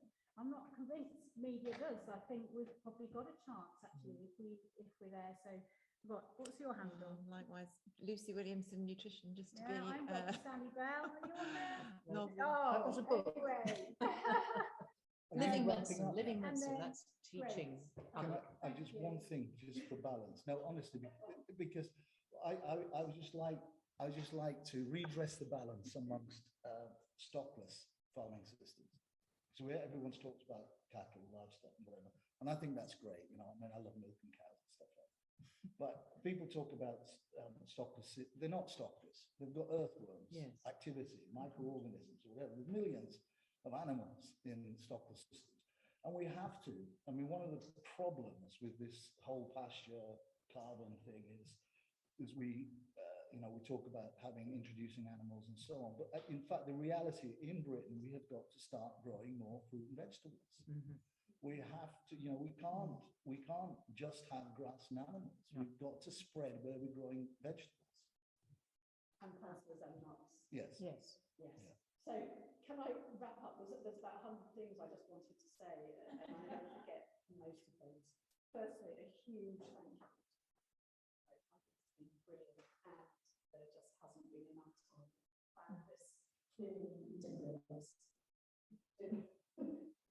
how much time it can take. So we are having 20 minutes late, I would say now. So we've got choices, you know.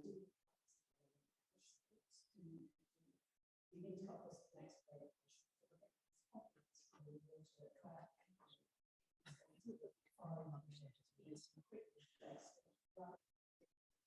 And start. But who is up for this going on a little bit later? I'm going to yes on that. When Alice was talking about meat, I mean, I think when I hate this, you're fine. Yeah, meat is a huge issue. So I don't know if any of you looked at the Health Food website. It's still very much in process. It's probably changed quite a lot and is sort of taking over the toolkits, etc. But there's some stuff on there. There's one kind of page all about meat and links to various events and bits of evidence. And one of the things on there is this poster from Diana Rogers on the sacred cow. So yeah, I would invite you to look at it. It's on our website.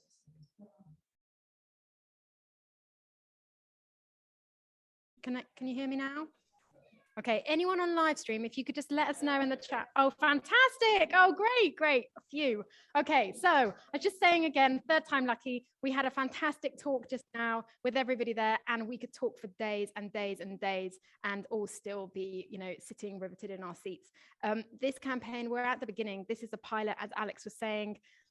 And we really hope that as a movement, as a grassroots campaign movement, that we can spread this message in our communities and really enact some real, healthy, real food change. So, last talk for the day. I hope everyone's still feeling energized. I want to do a quick thing. Everyone stand up and jump up and down 10 times, okay? Everyone at home do it too?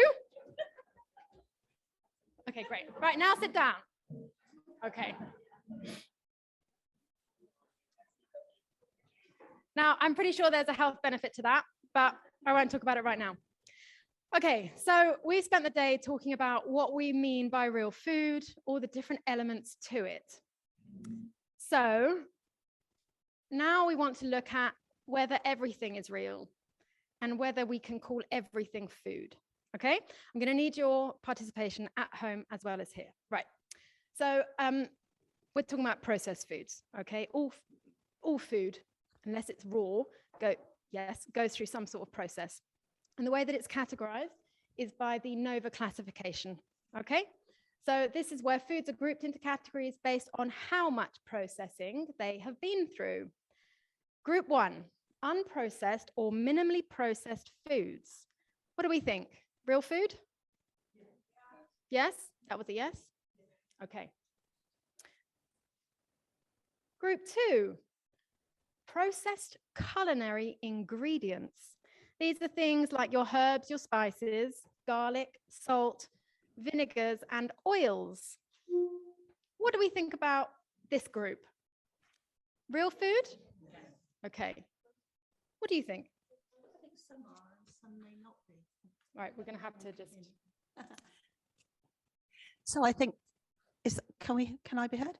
I think some of them are and some of them are not. And actually the oils are the issue. And I know that it's controversial because we have been taught that polyunsaturated fatty oils are good for us. And in some cases they are, but in other cases, certainly not.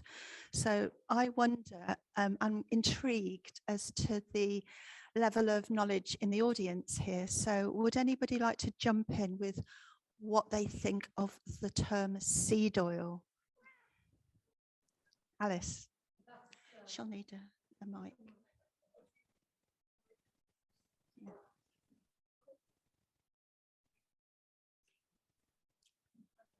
I'm going to be blunt. So seed oil is high processed junk food, but actually if you have something like olive oil that's pressed, Yeah. Like that answer. Right. Like that answer, yeah. I would just like to add, if you think about a seed, how would you get oil out of that seed? What would you need to do with it? You know, you can't just squish it with your fingers like you can a ripe olive and get oil from it, can you? You have to, it has to go through any number of processes. Even cold pressed oils are problematic because of their chemical construction. Basically, they're highly unstable and very inflammatory if taken. Actually, some people would argue in any dose, but many would say they really have to be controlled. Right. Okay. Just mindful of time. Group 3. Okay, this is called processed foods. Now, these are foods that are made by combining foods from 1 and group 2. Is said to modify or enhance the from group 1, and generally the food from recognizable. What we think when we're talking about real food for human and planetary health, do we think of processed foods? I like that answer. It depends. Yes. Let's take fish. Okay. Now, fish is really good for us. But when we eat fresh fish, we're not eating the bones. But when it's been canned, tinned, those bones, think of a sardine, you can eat the whole thing. You eat the bones, and therefore you're getting all the minerals from those bones. I'm going to go on to the next one now. Wait for it. What do we think of the group 4? Oh, I don't know. There we go. Group 4, what do we think? Ultra processed foods. Can we call these real? No. Can we even call it food? Do you think we can call it food? We're going to go into it. So this is convenient, the convenient, ready to consume, almost imperishable and attractive food. The stuff that's marketed and looks great. So a little story. As I was getting ready for this presentation and for today, a friend of mine said, oh, could you go and pick up some biscuits for a coffee morning? And there I am, standing in the biscuit aisle, looking at them, thinking, what on earth am I supposed to buy? I looked at these. Now let's look at the packaging. It says gluten-free, made with oats. They're oats. They are made with or flavored, I'm not quite sure, apple and cinnamon.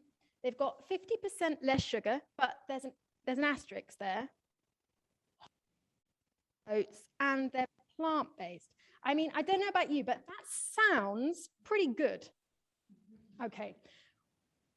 I'll just give a little bit of a fact before we move on, but half of the food in the UK that is bought is ultra-processed foods, and it is consumed a higher amount is consumed amongst children and adolescents. 74.9% in children and 82.9% in adults. Now, researchers found that actually our immune systems take a hit when we eat these foods, each time we eat these foods. Okay, so going back to these oat biscuits, okay? These are the ingredients.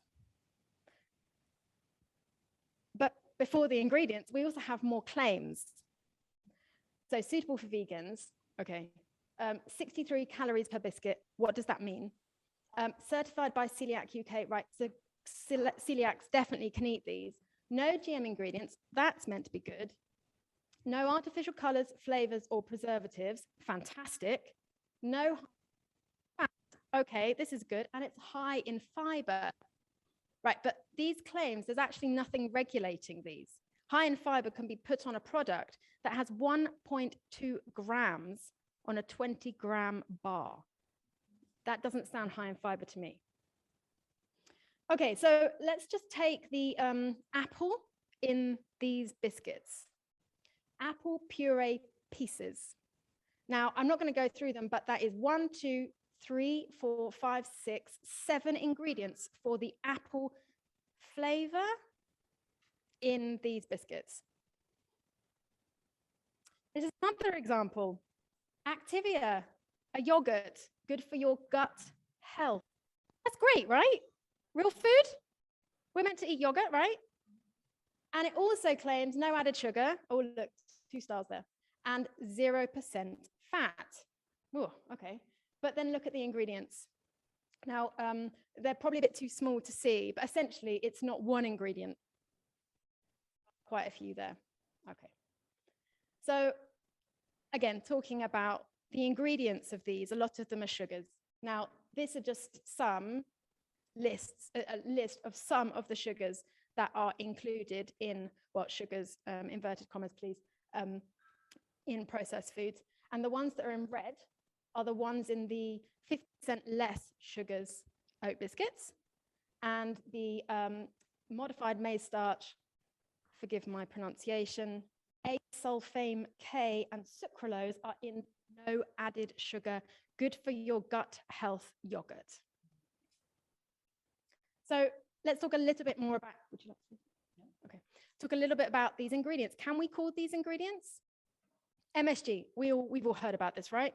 That thing that makes bland food taste really tasty and makes you wanting more. We're pretty savvy to this as consumers. We know MSG is bad, and it's that thing that makes you want to not stop eating Pringles.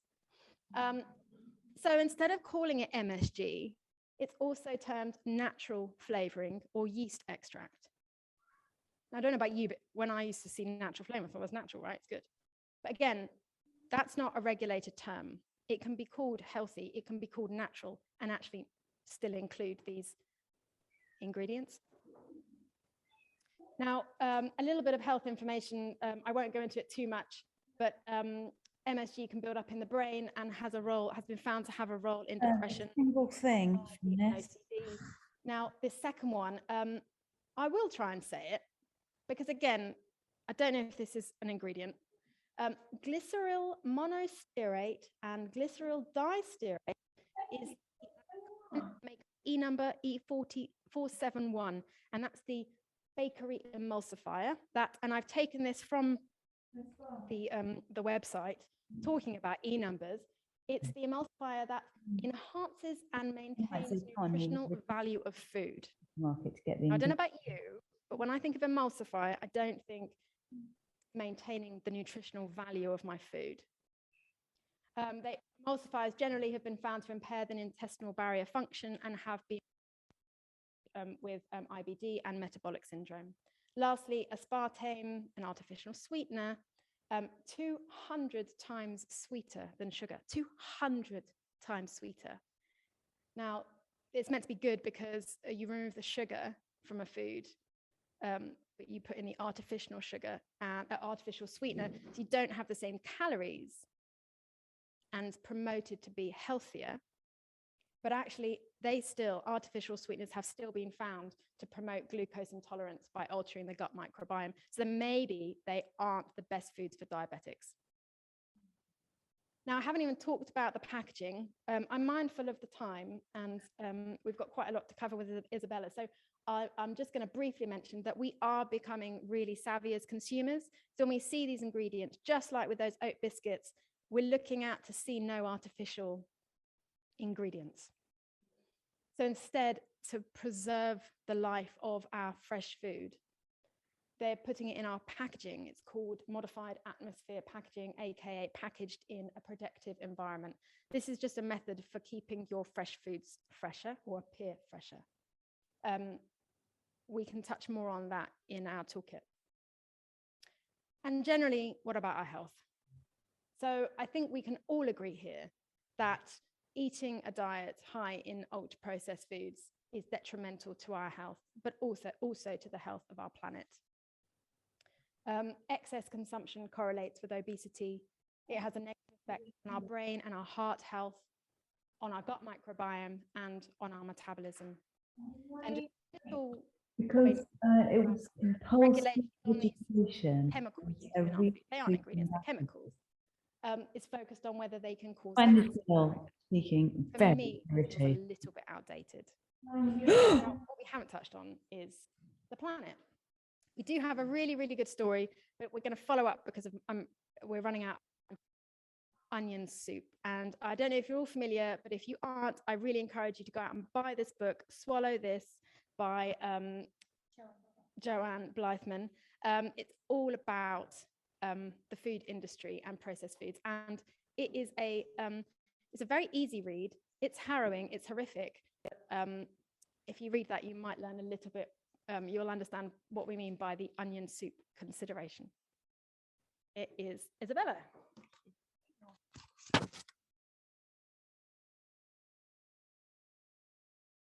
See if I can stand over here and read my own slides. So, my name is Isabella Natrins. I have been with the Real Food Campaign since its inception. Very proud to be so. I'm a nutritionist and a lifestyle medicine health coach. And I'm also the chief exec of the UK Health Coaches Association.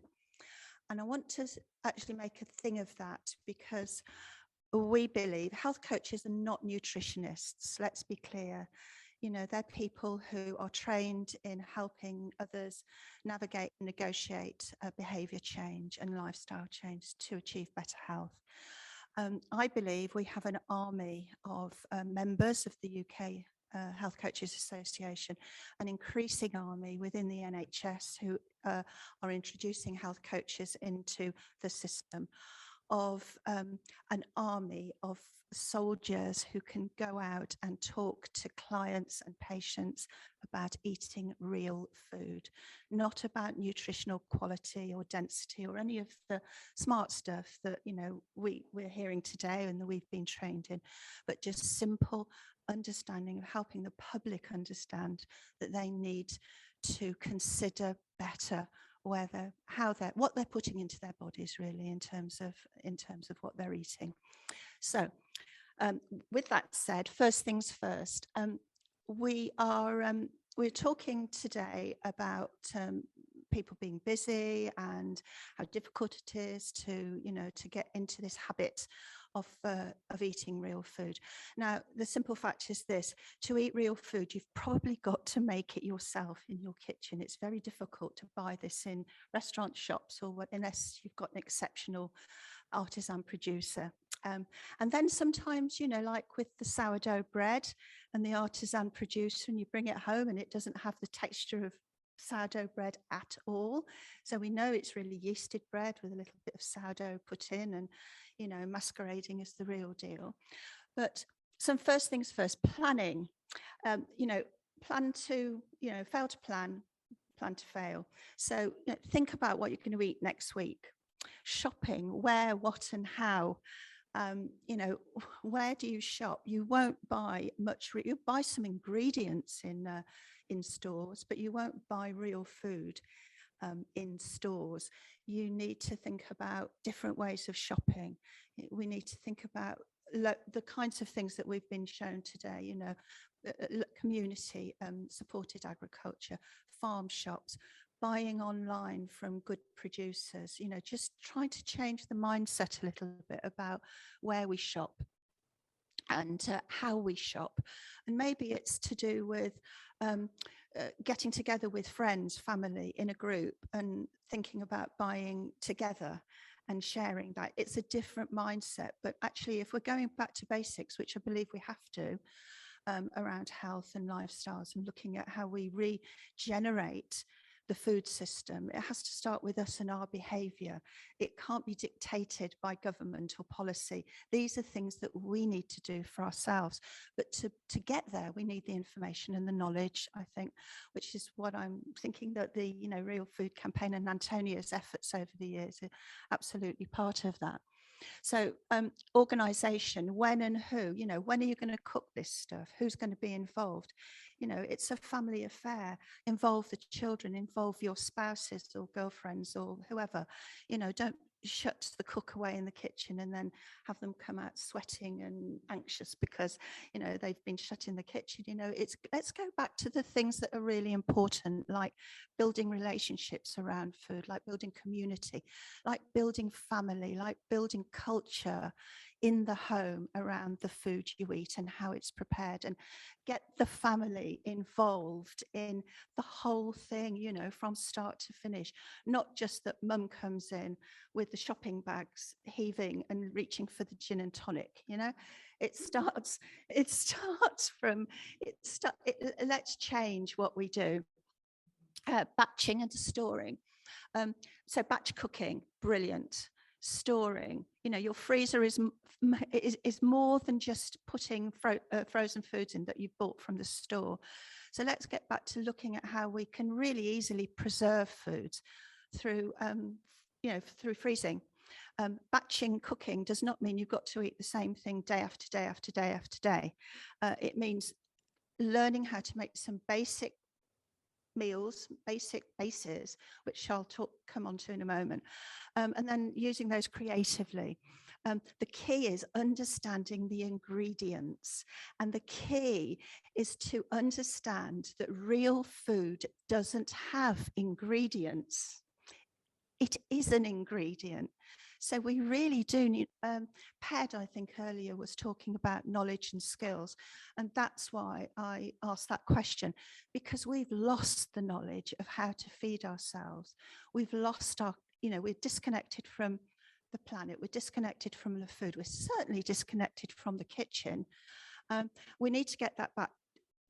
15 years ago, when I trained at Ballymaloe Cookery School in my chefing era, Darina Allen, who is the director, said that she had been at that game for 25 years, and she was increasingly alarmed year after year when many of the young kids coming through, and we're talking like 18 to 21-year-olds, which are the majority of the students on the Ballymaloe diploma, they do not even understand how to boil an egg.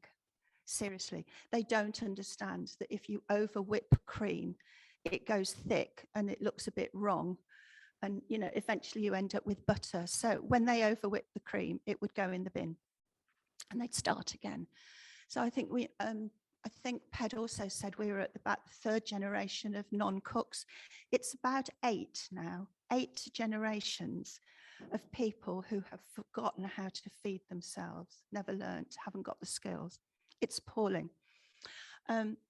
The Real Food Solution, that is something that I'll come back to. It's a treasury of food wisdom. It's a book that's dedicated to the Real Food Campaign, and I'll just talk a bit about that at the end.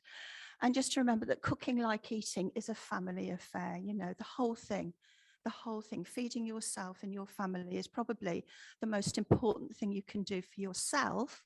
And if you do it consciously, it's certainly the most important thing you can do for your planet. Emma, can you press? Okay, so what's cooking in the kitchen? So I mean, I could talk to you all day about this bit, you know, about what can we cook at home. What I want to say is that oats are very popular, not with everyone, but they are very popular. Chicken bone broth, it's a great way of using chicken very cheaply and nutritiously. Basic tomato sauce, every Italian and Greek on the planet will say you've got to have a good tomato sauce. And as a treat, hot chocolate, you know, high in polyphenols, maybe not with the red wine, Jackie, that you suggested earlier, but hey, yeah, let's not be picky about this.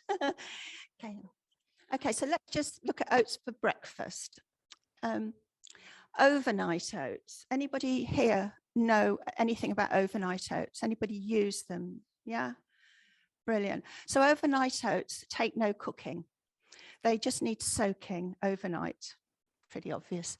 But you look what you can add to them. Apple and cinnamon, stewed apple, raw apple, grated apple, Alex apple with the skin and right down to the core and the pips. You can add poached seasonal fruit. You can add ginger, freshly grated. Great for digestion, great for anti-inflammatory. Ground flax seeds. Alex would approve. Yogurt, okay, not Activa, but certainly cows, goat, coconut yogurt if you've got an issue with dairy. One thing quickly to say about the dairy debate, raw milk was mentioned. Don't forget that raw milk retains the lactase, which is the enzyme that breaks down the lactose. And therefore, a lot of people with dairy intolerance would benefit from raw milk. Just make sure you buy it from a certified supplier. The hygiene standards and the hoops that they have to jump through are immense. And everyone should try it at least once. Makes fabulous yogurt and cream, if for the fats, beautiful cream. Okay, next one. Oats, oaty snacks and treats. So oat cakes. Okay, there are recipes in the toolkit for all this stuff, so you'll be able to make them to your heart's content. Recipes, cheese, pate, dips, hummus, peanut butter. Oat cakes have got about 4 ingredients at home, and that's it. Not the unpronounceable ones that Emma was struggling with. Apple and cinnamon flapjack, you know, that's a great treat for the kids. You can make it less damaging. You don't have to put golden syrup in it. You can use honey or you can use maple syrup. You can make it if you don't. You cannot put any sweetener in it. It won't be sticky, but it's certainly better than buying the flapjack from, where can I think of? Who can I? Absolutely, yeah. Yeah. So, and fruit crumble topping. Then, you know, why not? You've got, that can be really nutritious. So we can see from the recipes when you have a look at them. Yeah. Something that share kind of hints, also get to know what you guys do too. What I do with topping,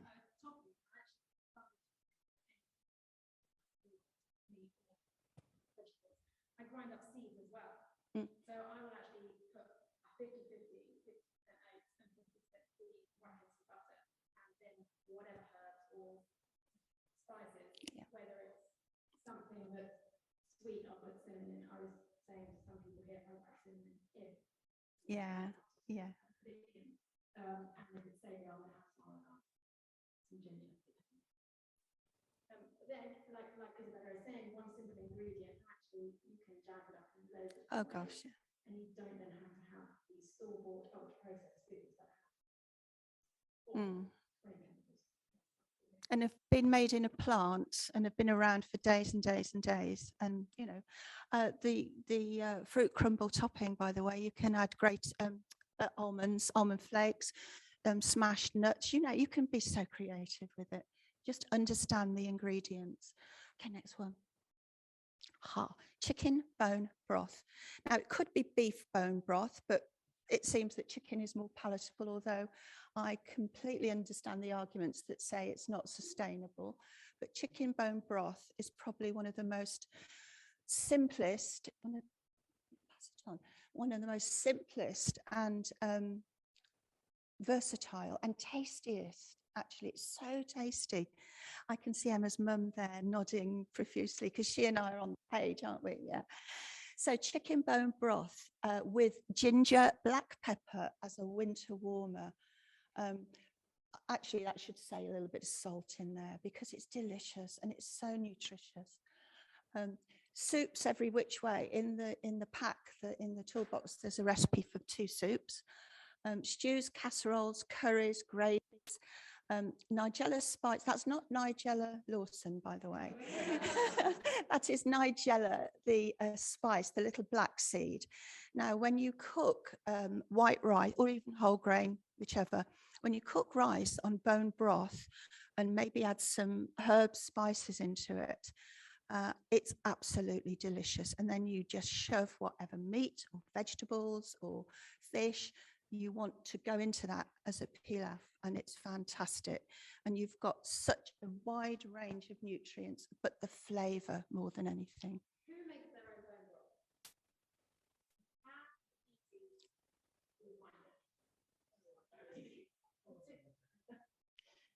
Yeah. And because I think sometimes people get hung up by the time.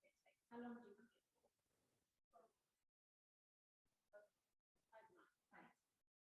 And I think what Isabella was saying at the beginning about marrying, it's not that, oh, I want to make soup right now. Oh, I haven't been bone. It's thinking, okay, on the whole week, or how do we want to eat it? And regularly, once a week, every time you have a roast, just whack those bones, whatever it is, into your slow cooker, whatever. Put it in the freezer, batch it up. Yeah, in fact, you know, you don't have to use them straight away because you can freeze the bones. You can mix roasted bones, either roasted bones from scratch or what's left over from the roast with raw bones. And the cooking thing is really to do with your ability. Some people with gut issues find it quite hard to tolerate the very long cooked bone broth, and arguments for both. In the Real Food Solution, that we explore all these things and give some general guidance for that. Yeah, and risotto and paella cooked with a bone broth, and especially, well, actually fish, you know, fish stock. If you're, you know, if it's a fish-based thing, oh, so delicious. So please throw away all the stock cubes and just get a big pot and start making the bone broth. So this might be a message to those online, because nearly everybody in this room, yeah, we're talking to, there was singing to the choir here.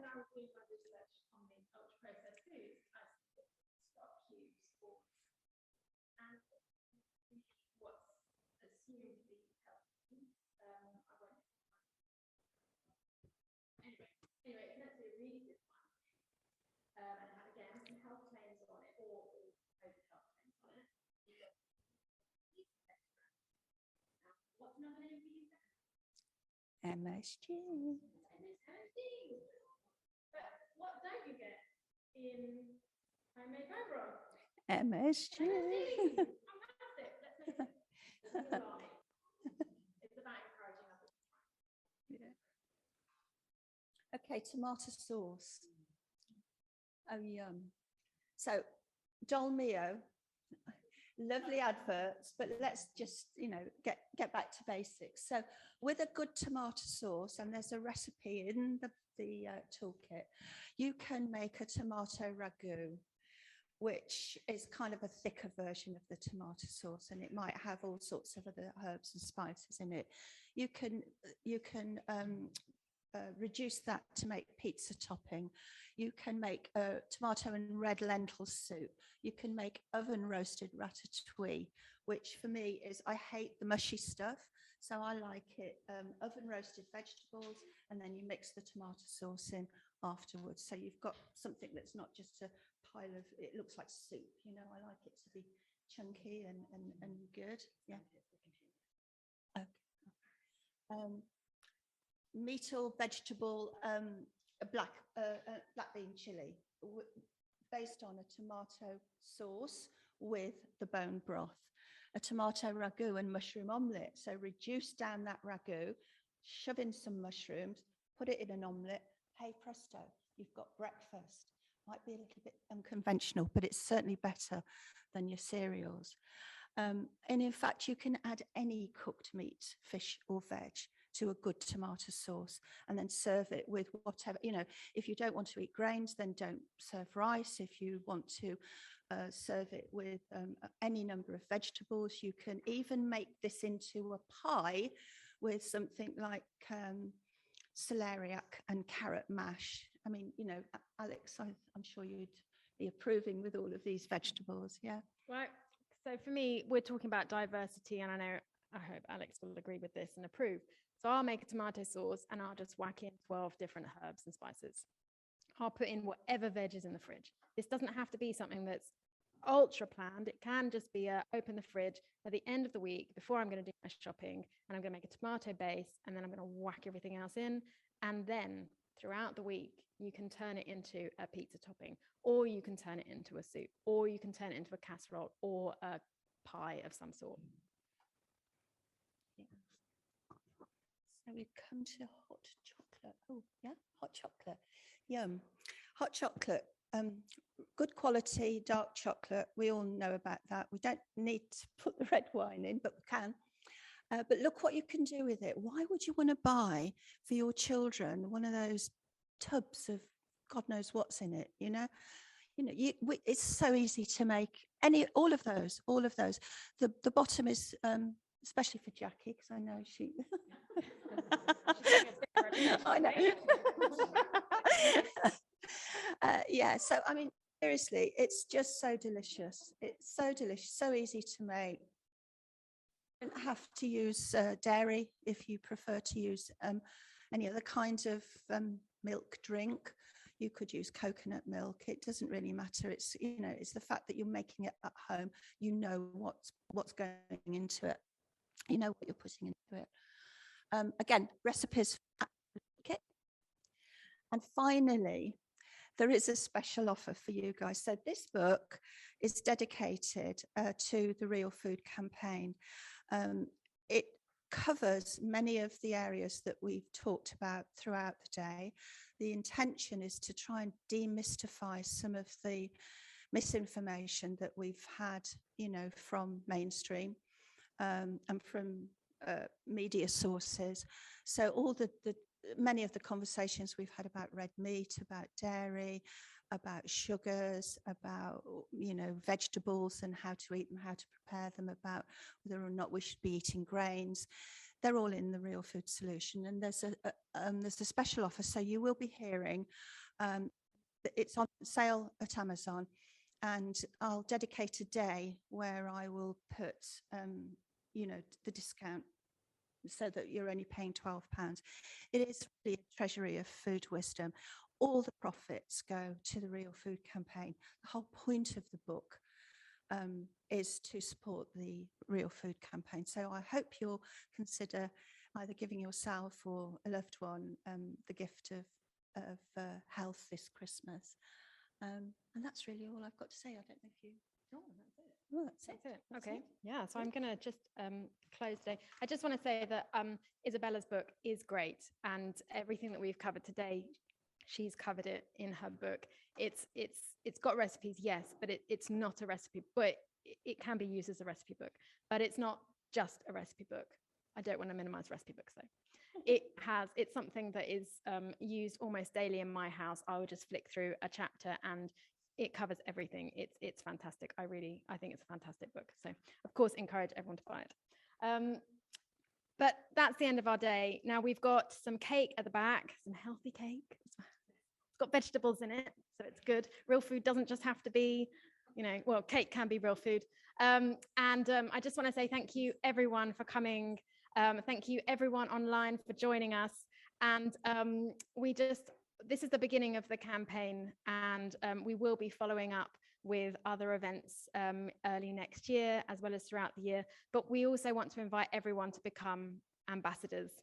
And as I've mentioned earlier, it's going to be through our ambassadors that we really spread this message and really encourage and build these communities to take out to everybody else and share the idea of real food for the health of people and planet. So thank you very much. And I just want to say a quick thank you to Emma, because she has been instrumental in getting all of this together, and she is going to be instrumental in getting the toolkit together. And all being well, Emma's going to be our campaign leader. Well, she will be our campaign leader, but all being well, she's going to get a grant and actually be able to, really dedicate some time to taking the Real Food campaign forward with all of our support, of course, and hopefully with all of your support. I hope you enjoyed the day, everybody. Do remember, you've all had an invite, hopefully, to our Mighty Network group. You don't have to join us there, but it would be lovely to see you all there, and then we can kind of keep the conversation going. Is there anything else we need to say? Huh? What? Oh! I'm getting old, my ears aren't so good. Yeah, Matthew from Griffin is here. He's got a table. We hoped we'd had time in the day for him to stand up and say a few words. I mean, he can stand up in a moment and say a few words, but probably not for the live stream. For the live stream, I'll put it in this chat. Okay. Thank you to Farm Ed. And the food, yay, the cooks, the chefs, to James.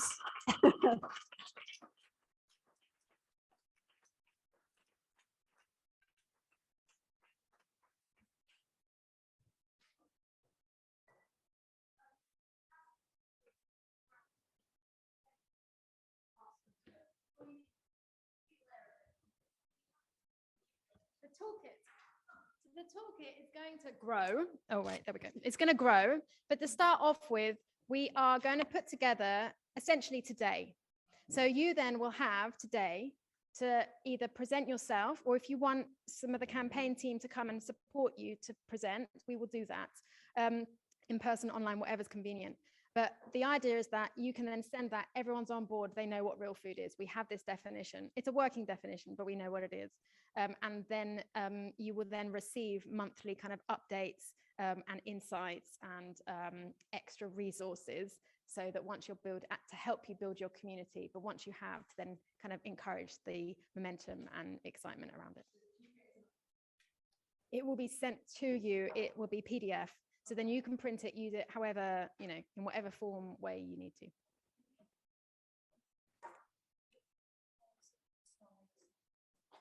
Yeah. Everything from today. So the slides, the recipes from Farm Ed, from Isabella, book recommendations. We've got quite a few of those. And we also have a special discount with Chelsea Green Publishers for everybody. And that's an ongoing discount. So if you're anything like me, I have a very long wish list. So don't worry, you don't have to buy everything in one go. As well as Hodmadods. Hodmadods have also supported us, and you will all receive a discount code for them as well.